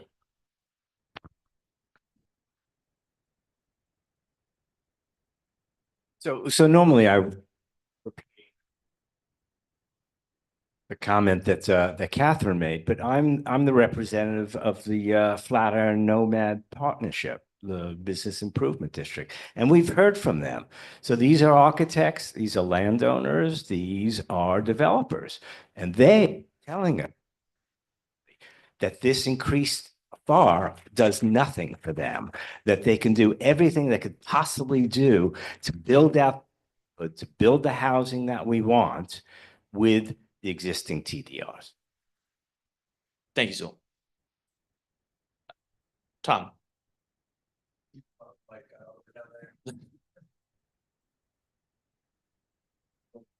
Are we collecting mix up here?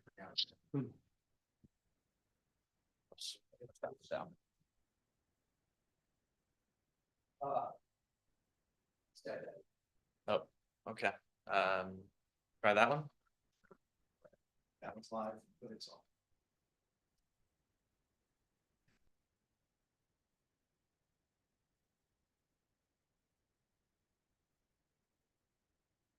Thank you. That took a while.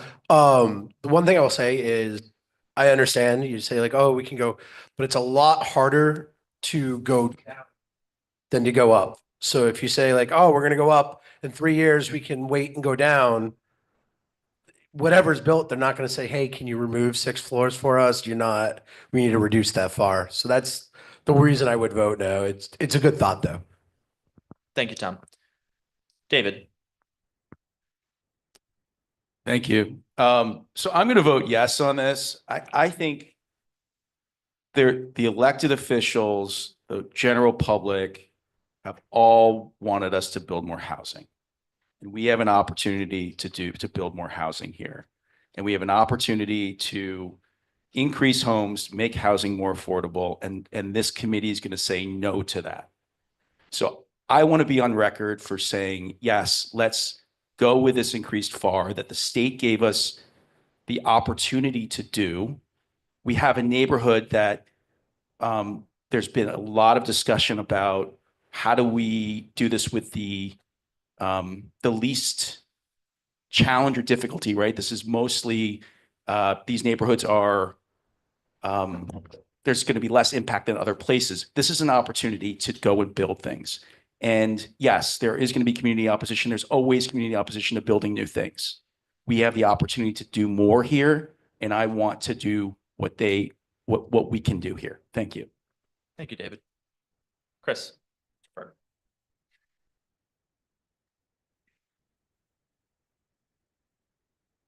Hello. I will support the amendment. And I think number one, I want to say, of course, this is so ridiculously complicated and that it really bothers me. That even to have an opinion on it, I'm sure, like in this matter, I'm sure Neil had to think about it a lot and do a lot of research just to even get to this point of slight disagreement.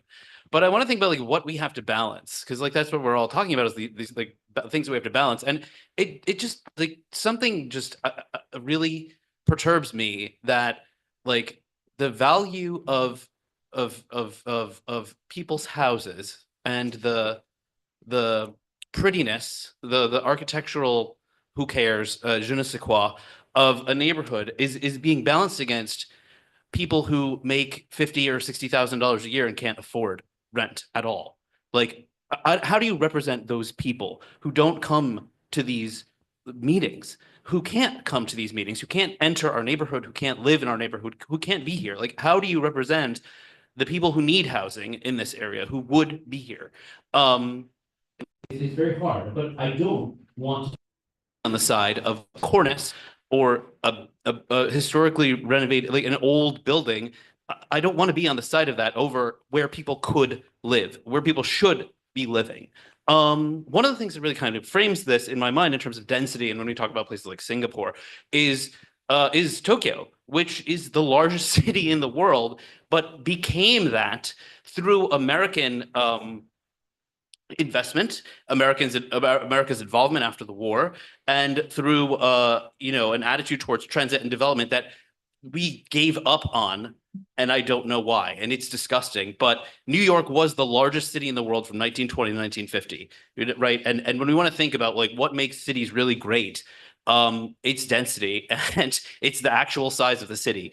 And as someone was saying before, this was probably Neil's comment, being a blue city or whatever, I mean, people need to actually be here to vote here. And if we keep kicking them out and we don't welcome them into our communities because we are too eager to make sure that our lofts are as valuable as they, are, or again, whatever we're preserving with preservation in terms of like the ineffabilities of aesthetics, I just don't think that counts as much in relation to families that need homes, people that need homes. And the disgusting thing on that is then like, am I advocating for people who are making profits off of this, which is disgusting, absolutely disgusting. But those people can make their profits, the houses will still be there, and maybe some other thing will happen and we can actually use the space the way it should be. But we should be denser. We should look to the cities that have surpassed us and shouldn't have surpassed us. And we should do as much as we can to bring in as many people, to provide as much opportunity for housing and to build the city up. Thank you, Christopher. Michael. So I guess two things. One, I just remember kind of from experience with what happened with the super talls and that they do kind of sundial across, and they are several blocks away. I know that the height is not going to necessarily reach exactly that high, but like I do think that will actually end up happening, especially given like seasonal angles of the sun and things like that. I'm pretty sure we'll get shadows over Madison Square Park. So that's just from one angle as like a public realm light, et cetera thing. On the other side of this about like having just more affordable housing, it's like there's a whole other way to go about this, which is just like mandating all of this residential like all of these residential conversions or any new FAR that we create be 100% affordable. But that's not really reasonable. And that's not what we're talking about. We're trying to find something that works and is somewhere in the middle. And I guess I'm just I'll say this because, so I don't need to say it again on the other amendment that I think the committee did a really great job about how we can find a path forward where we can have realistic development and also a framework for asking our electeds to help get us what we need going down the line. To that, like similarly, I live on 35th and 5th, directly across the street from the Northeast area, and I have absolutely no problem with the max FAR that's being suggested there. And like, I think that'll be great. I think that it's not necessarily the right situation for the two places where the committee has made recommendations, and I support the text as they've proposed. Thank you, Michael. Samir. Take this one. Yeah, I mean, I'm a little bit split on this one. I do think that David is right, and we shouldn't be single issue voters. There are people here who have made compelling arguments that we should be not at the maximum density here. However, the other arguments that were made don't convince me at all. Super talls were built when we had a limit of 12 FAR. To say that we shouldn't be building in a specific location is just classic NIMBYism. But I do think that because there have been a lot of people who have come out specifically about this quadrant, it makes it a little tougher, and I think I'm more likely to vote no on the amendment than yes. Thank you, Samir. Charles.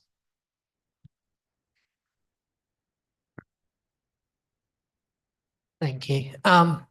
Just want to say that it reminds me of when I first had my virtual interview for becoming a board member originally, and they had a question about how housing and you know, one thing that we looked at is not just housing but quality of life, and it's important to think about the aesthetics of the neighborhood, quality of life issues, and housing all together, and come to a compromise, which I think this is, you know, what we originally have without the amendment is a compromise, and as balanced as we can to try to get everyone's, you know, what everyone wants as a consensus in the community.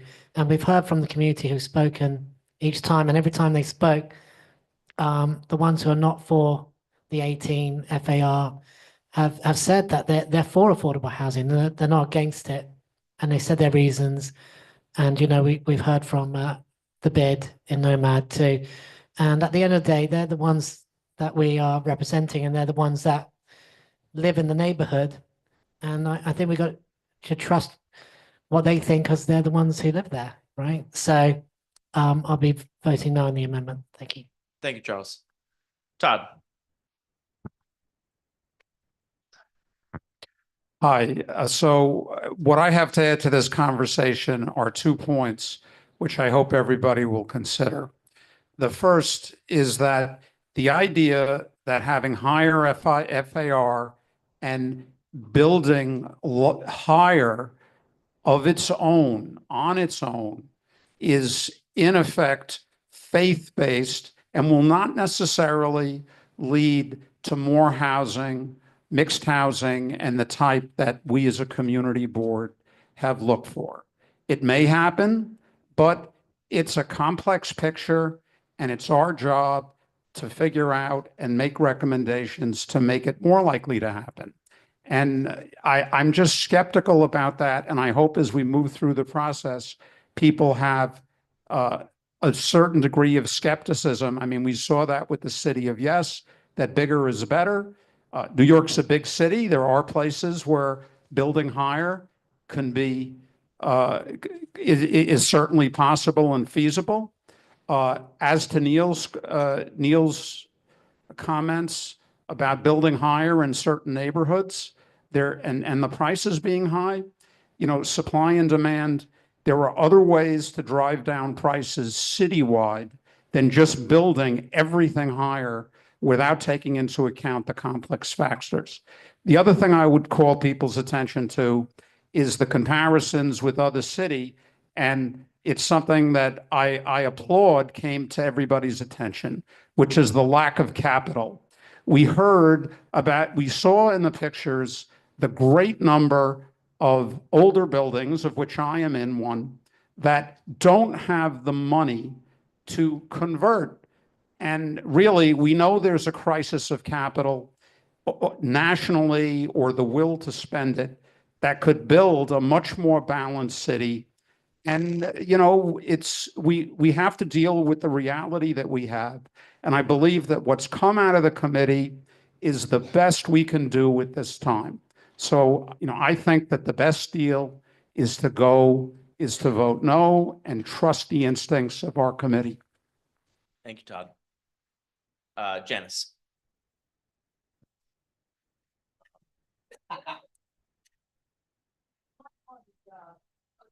Oh, that's great. Smart.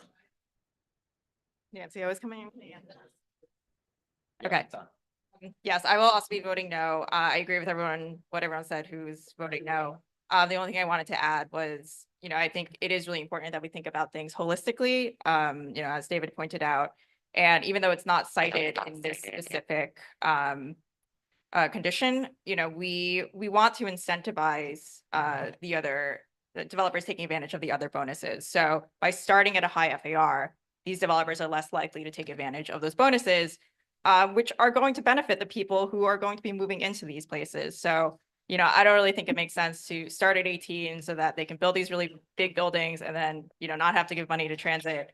And then everyone suffers because, the transit can't handle all these people moving in. So I would really encourage everyone to really, again, think about this issue holistically and make it so that, we can really get as much as we can for the community. Thank you, Janice.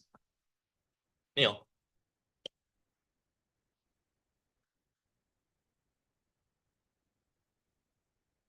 So just two really quick points. First, people are talking about 12 buildings. I don't think I really mentioned 12 buildings. If we were proposing a height limit, that would be a different conversation. What we're proposing here is a FAR cap. And people can buy TDR where they can get the transit bonus and still build the same height. So this amendment where the condition 1 does not ban 12 buildings. If we want to ban 12 buildings, we can just put in a height limit. And I appreciate, number 2, I appreciate that the neighbors came and shared their point of view, and we should incorporate that. But if you pull up Zillow on the Southeast Corridor, you have to be a millionaire to live in the Southeast Corridor. So if we only listen to the residents of the Southeast Corridor, you're only listening to people that can afford to buy and have the down payment for, a multi-million-dollar condo. So I offer this amendment just so we could listen and think about who's in the room, who's not in the room. Nancy.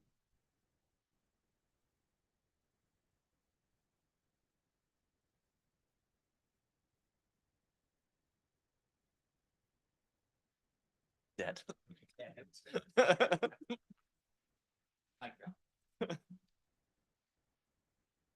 Fair. To look on Zillow and assess the value of someone's home who may have lived there for 30 years and moved into this neighborhood when they were not so expensive. So I think you have to be very careful making those kinds of judgments about people that live in a neighborhood and how expensive and how much money they paid for their home. That's to me a very difficult thing to say. The second thing I would like to say is the FAR we're proposing is 15, not 12. So we are increasing the FAR above what the state legislature had passed. The next thing is being 450 feet from a park is still going to create shadows because we're talking about buildings that could be up to 1,600 feet tall, 1,000 feet to 1,600. So they will cast shadows. I just want us to make sure that we use facts when we are discussing this. And when we are stretching the truth, that concerns me. Thank you. Thank you, Nancy. So I think we're starting to get into round 2 of comments. So I'd ask people to keep them kind of brief and concise if you could. Go ahead, Tom. So I understand what we're saying, looking at other cities. I just want to be clear. Tokyo would never have anything in the FAR 15, 18. It's an earthquake bound city. That'd be insane. That said, look, I understand this frustration. I understand, I'm pro housing, but I think there's been a diligent balance of looking at the neighborhood, looking at what we're trying to do. And also sometimes having a higher FAR does not mean you're going to have more units in a building. It might lead itself to a more luxury building, right? Like where the highest FAR is for residential buildings is near Central Park. Those buildings do not provide more units. They provide less units. It became ultra luxury apartments. There is a certain amount of having to balance the neighborhood and the balance. That said, everything that was said, and I understand, these all make sense, but what I would say is it's not to discourage questioning, but it is to kind of say when we're looking at these things, a lot of work went in, and the understanding of that should be discussed. And then I understand the urge to passion, but as we go through, and I'm going to end real quickly, we should think, there is a moderate of, hey, this is a good thing and we're moving forward. Thank you, Tom. Samir.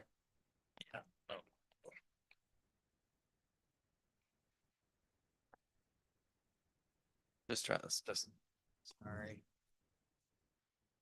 I think I've been fully convinced about no on the amendment, but I just want to be clear that no residential buildings built in this district after the rezoning will be ultra luxury only because they all legally will have to include affordable housing. So if we could stop saying that, that'd be great. Great. Okay. Any other comments? Okay, let's take this one to a vote, please. Can we? Sure, absolutely. So just as a reminder, so we're taking, please limit the crosstalk in the room. So we're voting on proposed amendment 3 on the screen up here. And so if you vote yes, you are in favor of amending the resolution in our packet. So replacing the first condition in that packet, starting on line 745, to say what is up on the screen, which is to have the higher FAR. So if you vote yes, you are in favor of making that amendment. If you vote no, you are against making that amendment.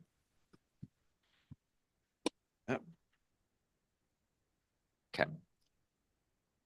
Seth. Julie. Ankur. Catherine. Kevin. Nancy. Mike Greeley. Tristan. John. Libby. Mike Kabak. Miles. Samir. Kim. Milan. Neil. Christopher. Yaron is a no. Charles. Tiffany. No. Tom. Annie. David Shapiro. Todd. No. David Sigmund. Michael Southworth. BJ. Yoden. Murnal. Justine. Zona. No. Janice. Zool. The amendment is not agreed to. 5 in favor, 28 against, with 1 abstention.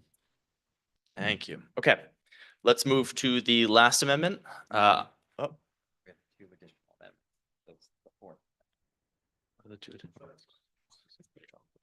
He did. Go ahead, Ankur.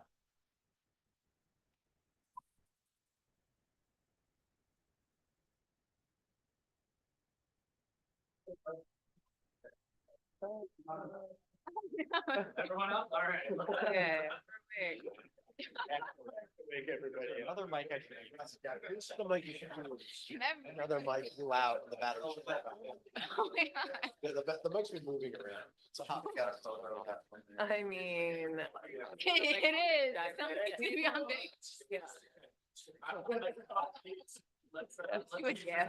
It's 9:39, so go ahead, Ankur.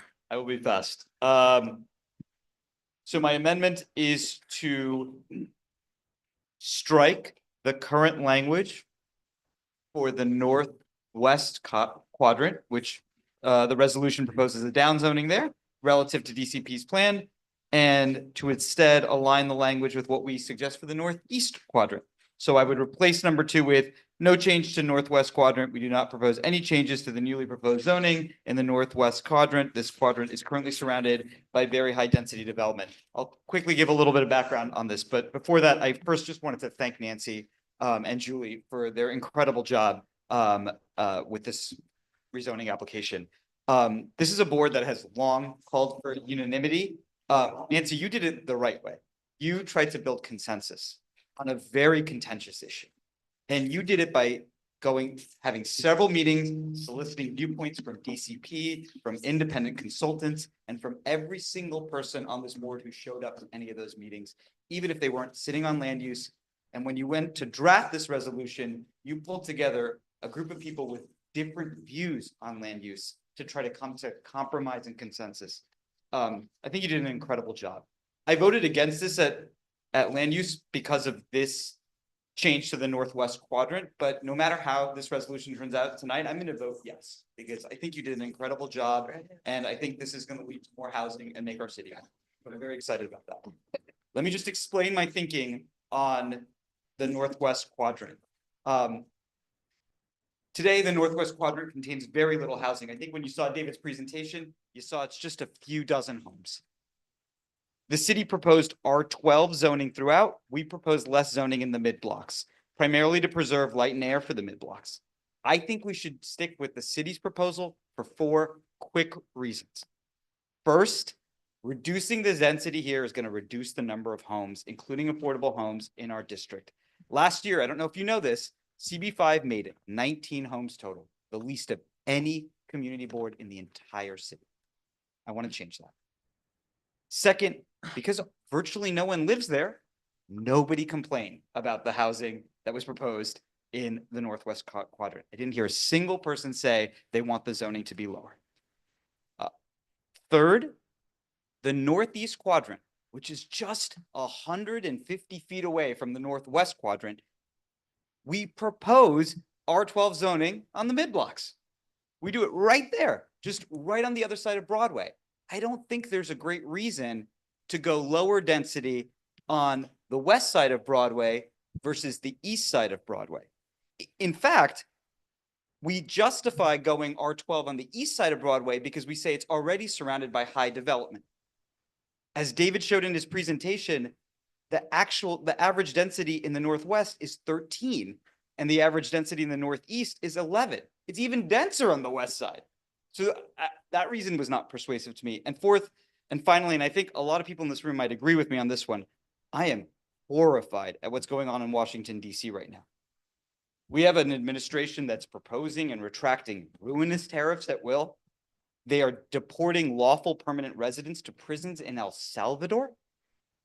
And they are arbitrarily cutting jobs in the federal government. I know a lot of people who work in the federal government who are losing their jobs for no reason whatsoever. And today, our elected officials in Congress passed a budget that, if enacted, it would likely end Medicare as we know it throughout this country. And they're doing it with the barest of majorities in Congress. They have like 2 seats in the House. Just imagine how different things would be if New York and California had a couple more seats and Florida and Texas had a couple fewer. I don't know if you know this, but in the last census, New York lost a congressional seat to Florida by 89 people. 1 apartment building. If we had let 1 more apartment building go up, we could have had another seat in there, and maybe we could have put a stop to some of what's happening in Washington. It is really hard as a member of a community board to actually think about changing national politics, but building more housing and letting states with our values have more power in Washington is probably the best thing we can do if we're sick of what's going on in our federal government. So for those 4 reasons, I urge folks to consider just allowing the same density that we're already comfortable with 150 feet away in the Northwest quadrant. Thanks. Thank you, Ankur. It's very loud. Okay. Questions? Comments? David?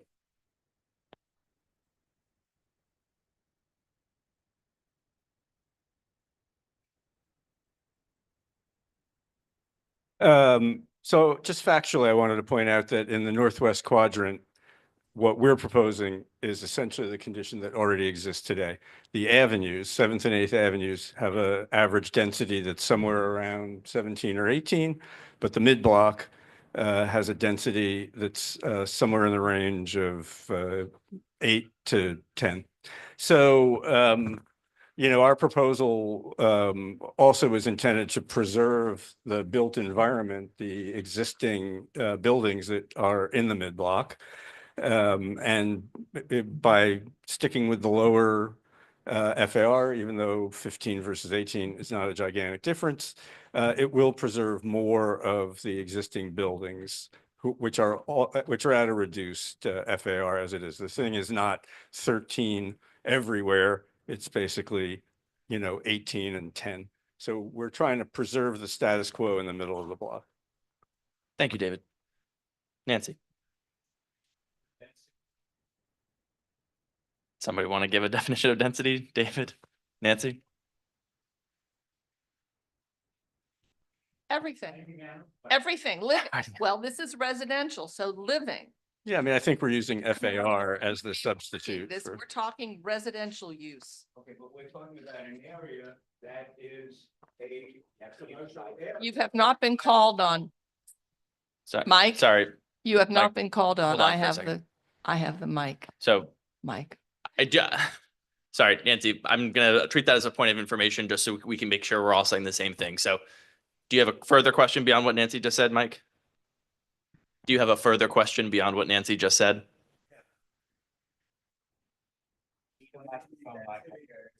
Yeah, can someone get the mic?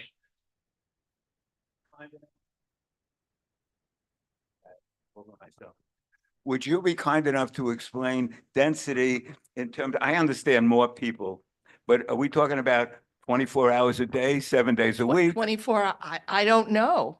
I mean, that is not something that you talk about with density. You can talk about with density 8 hours a day for commercial, but who knows? I mean, that's not, Well, in that. it's out of scope. So just to move this along, Mike, I think generally speaking, when we're referring to density, we're referring to built area, Proposed built area. potential built area. Potential. Continue, Nancy. Okay, Thank you. so I had a comment about the census.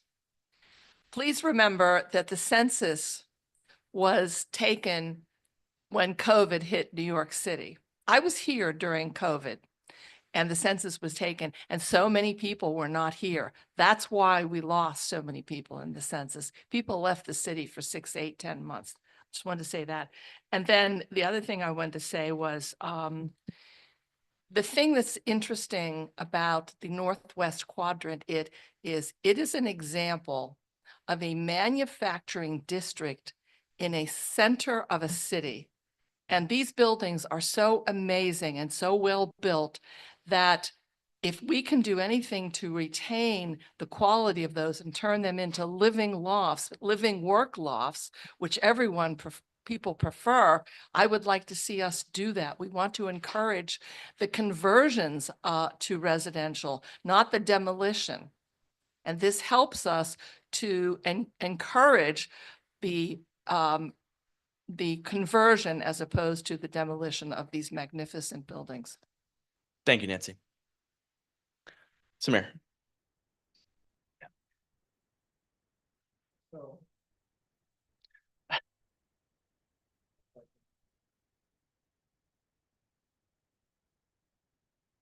Yes. All right, there we go. So, while comments from residents and restoring historic structures holds weight for me, as shown on my vote on the previous amendment, the justification given for this one, for the, oh, it's on, sorry. For reducing the FAR here just doesn't hold weight to me. We are in the middle of a housing crisis and using the justification of a planning goal just doesn't make sense to me. People really enjoy living on side streets, and I believe that's because it's simply better when it comes to noise pollution, safety for walking, for residents, and it's honestly the artifact of road design and designation of truck corridors means that the avenues are less safe and more polluted. And when you walk on a street instead of an avenue, it is clearly just more pleasant, and we should be doing everything we can to make sure that more people can live on the side streets, not fewer. Zoning has evolved over the years to add setbacks and exposure planes, and Midtown South incorporates a bunch of street wall and setback standards. And between all these things, I believe that we are going to ensure that light and air and the goals of planning are still met while allowing more housing. When we are looking at a place like the Southeast, where residents have come to comment, I take that seriously. When there's a building, specific building that needs help, I take that seriously. But when we are rezoning in areas where practically no one currently lives, we should be building to the maximum density possible because we need to take advantage of that opportunity. When people live somewhere, they come out to the community boards, it makes it a lot harder to ignore them, to say that we need to build housing, to say that we need to build housing because of people who are not here. But like Hudson Yards, that was only built, in my opinion, because it was built where people don't already live. We need to take this opportunity to build to the maximum FAR here. And because of these considerations, I will be voting yes on the amendment. Thank you, Samir. Julie?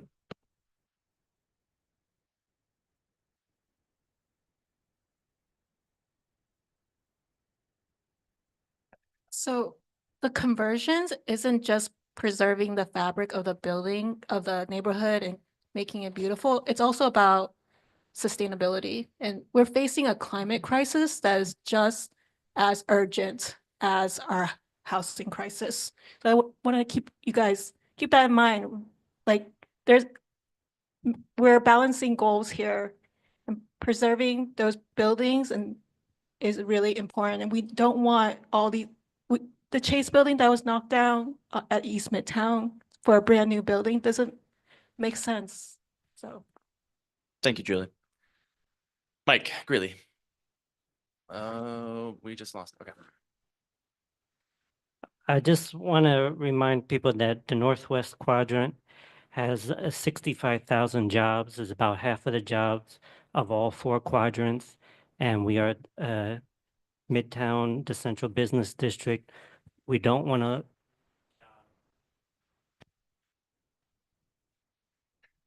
to lose jobs. Thank you, Mike. Janice. Yeah, just to add to that and what Nancy and Julie were saying, and to also offer a correction, I believe 3 out of the 28 people who showed up for the public hearing were from the Northwest Quadrant, so we did have representation. 2 of them spoke about conversions and incentivizing that in order to facilitate a mixed-use neighborhood, which they were interested in, as well as preserving the built environment. And then another 2, I believe, were from the Garment District or represented the Garment District, and we're very concerned about the displacement of these workers and people who live there. I think I was really struck by the testimony that was provided around the necessity of these people to be where they are because they work together and they also work with Broadway. So the community feedback around wanting conversions and incentivizing conversions, stems from a really important place. And I think it's important that we listen, in general, listen to the community and represent their needs while trying to, envision the future of the space. Thank you, Janice. David. Again, 3 people so that thousands of folks, families cannot live somewhere. Regarding workers, this is opportunities for construction folks to build new housing. There's lots of good union jobs in these housing projects, right? We have incentives here so that when you build big buildings, they have to be affordable. The economics all work out. And here we are sitting as a board trying to restrict new housing. This is insane to me. It's insane. They have brought us this proposal that will increase thousands and thousands of new affordable units. And we are here saying, no. We really need this really beautiful little loft building. And regarding climate change, big buildings are environmentally efficient cost of living, or not cost of living, but efficient when it comes to environmental living, right? And so to have these big buildings and to be efficient in that sense, it's the most energy efficient, the most climate efficient that you could possibly get. So again, I'm very surprised that there is such this, and again, it looks like this is not going to get passed, and that's fine. I'm going to vote for this amendment because I'm going to vote for more affordable housing, for bigger buildings in a place where there's very minimal interruption to this community, right? Staten Island's not building new housing, right? Brooklyn, these neighborhoods are not building this kind of housing. We have the opportunity in a core part of Manhattan where there is incredible infrastructure, where there's Penn Station, where there's subways to build new housing. And we're going to say no. So I'll be voting yes to get rid of that, to get rid of this cap. And I hope that other folks on the board, even if this doesn't pass, will understand that this is the opportunity we have to build more things. Thank you, David. Zool. Yeah, there are a lot of things that never show up on the ledger. So just think of the Hotel Penn. It came down at an enormous environmental cost. There were a minimum of 400 units in that building that would have been affordable, and instead we'll have 20 years of pickleball courts at best. What we're looking for are conversions of these magnificent buildings where we can have affordable housing, where we can have work, live units without the environmental cost and significant number of housing. We are going to do tremendous density on the avenues. We're going to bring in many, many more people. Thank you, Zool. Christopher. I support the amendment and I would like to call the question. Okay. Yeah, can we vote on this, please? Sure. Or at least vote on whether or not we'd like to vote on it, because that's all. That's Yeah. Just check. Thank you. Subject to our bylaws, we cannot call the question unless everyone who wants to speak has spoken at least once. I saw Euron had his hand raised. And I would like to know if anyone else, would like to speak. And if not, then we can call the question. Okay. Charles. Is there a microphone that works for Charles? Does this one not work? Can we get a microphone that works for Charles that isn't the one in front of me? No, it does work. You used it before. I don't know what your other one's coming. What did you do to it? Here it comes. To your left, Charles. Okay, he has. To your left. Hold on, Maurice is turning it on. Hello. I'm really sad and disappointed that the term housing crisis has been hijacked, because it actually came out of the large homeless population we have. Whole idea was that they were in crisis of housing. And it's really sad that also affordable is very vague, because as I spoke before about this in the past, someone who's on a fixed income like SSI, where they can only afford 30% of their income, for example, I pay $285 a month, wouldn't be able to get on one of these housing lotteries or even get one of these so-called affordable housing units, which have been said to be like affordable at 1,000 something a month. So it's really sad, because I just want you to think about those many homeless people who you might pass on your way to work or in our district, who are laying on the benches along Madison Square Park or begging outside a supermarket all day, and under these buildings that they can't afford to live in or get into. So I just want us to think about that. I really do strongly believe there's no dire emergency that the middle class cannot get housing. The real emergency is the homeless and people on fixed income who can't even get on the housing lotteries provided by the city, and can't even get, won't even qualify for any of these so-called affordable housing units. Thank you. Thank you, Charles. You're on. Okay, I'll make this very quick. So I think a word that a lot of people have been using tonight is the word balance. And I think that is the word. That is why I voted against the amendment for the Southeast Quadrant. That's why I will vote for the amendment for the Northwest Quadrant. I think this resolution found exactly the right balance for the Southeast Quadrant, but for a lot of the reasons that have already been stated, I think the Northwest Quadrant is a different story. And I do take the word crisis seriously. And this board in our district need statement says that the housing crisis is the most important issue for this community. And I think we should take every opportunity we can with balance. And I think the Northwest Quadrant can handle the additional density. Thank you. With that said, no matter what happens with this amendment, as I said earlier, I will be voting for this resolution. I hope everyone else will. Great. Thank you. Any other comments?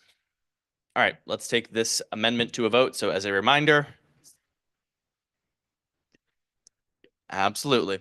As a reminder, so we are voting on number 4 on the screen right now. So if you vote yes, you are in favor of amending the resolution that is in the packet to say what you see here. And that amendment is to basically upzone or to increase the FAR for the northwest quadrant. If you vote no, you are saying you would like to keep the resolution as it is in your packet. I think that's 15 to 18. Seth. Julie. Ankur. Catherine. Kevin. Nancy. Mike Greeley. Tristan. John. Libby.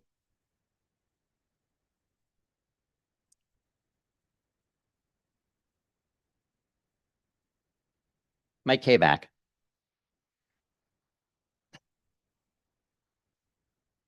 Okay. Miles. Samir. Kim. Milan. No. Neil. Christopher. Yaron is a yes. Charles. No. Tiffany. Yes. Tom. Annie. David Shapiro. Todd. No. David Sigmund. Michael Southworth. BJ. Yoden. Murnau. Justine. Zona. Yes. Janice. Zool. Coming back to Libby. Mike Kayback.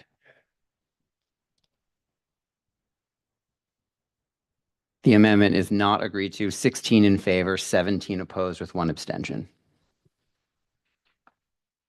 Okay.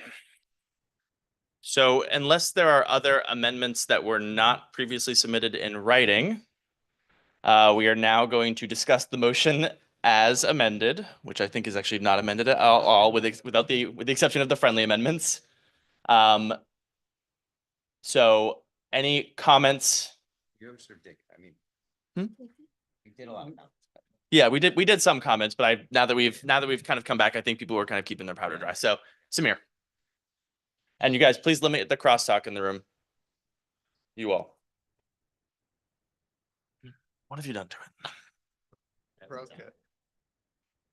All right. So now that we have gone through all the amendments, I just want to make it clear that we have a very simple question in front of us. Do we want to keep the outdated zoning we have and get no housing and no affordable housing? Or do we want to have the opportunity to bring much needed housing to the district and help solve our housing crisis that we all know we have?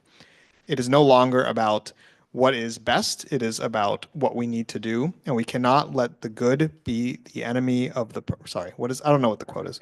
We cannot let the perfect be the enemy of the good. It is a simple choice, yes to housing or no to housing. And I will vote yes. And I hope everyone does as well.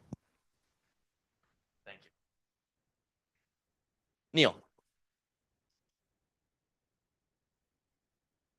So I'll also be voting yes, and I appreciate that all the work that has gone into this, the many meetings, and also that this is a place where we can debate, decide for ourselves, and take difficult votes.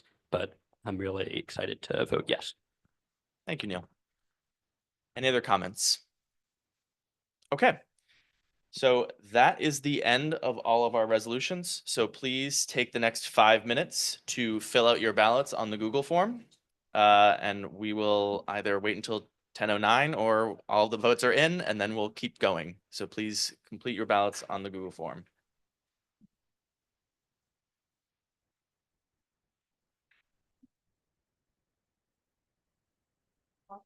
Are you okay with filling out the forms?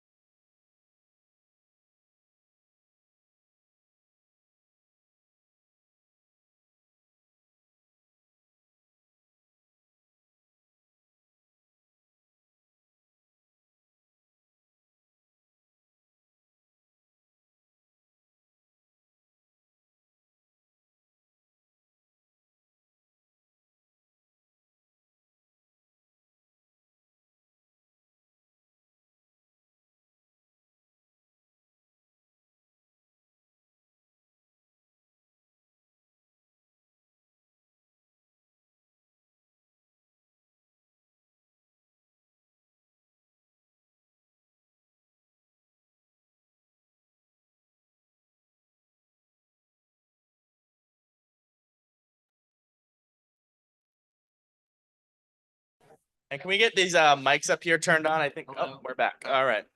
Okay. So I'm showing that everyone voted. Does everyone agree with that? Is there anyone who's had trouble with voting? Is there anyone who did not submit a ballot? Great. So the results of the votes tonight are as follows. The March minutes were approved. Yes, in favor. With one abstention, 33 in favor with one abstention. The Met building addition was approved, 33 in favor with one abstention. The Met landscape design was approved, 33 in favor with one abstention. The Knickerbocker Hotel item was approved, 33 in favor with one abstention. 18 East 50th Street was approved, 33 in favor with one abstention. I already have one, but I can do it again. In the room. Thank you. 913 Broadway was approved, 33 in favor with one abstention. The Coca-Cola activation was approved, 30 in favor, 2 against, 2 abstentions. The rule change for the plazas, our resolution was approved, 29 in favor, 5 against, with 1 abstention. The Bex item was approved, 30 in favor, with 1 abstention. The budget process from T&E was approved, 33 in favor, 1 against, 1 abstention. The terminating the relationship with HTC was approved, 33 in favor with 1 abstention. 1211, the arcade, 1211 Avenue Americas, the arcade was approved, 32 in favor, 2 against, 1 abstention. And MSMX was approved, 33 in favor with 1 abstention.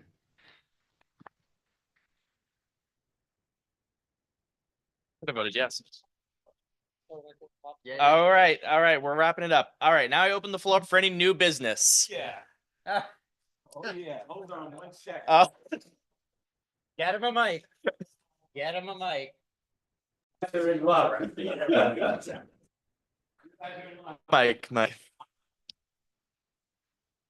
Lucky guys. I have another free garment district tour Tuesday, the 22nd, the same day as we have a landmarks meeting, by the way, that afternoon, of the garment district. We meet under the yellow button at 10:30. The tour begins.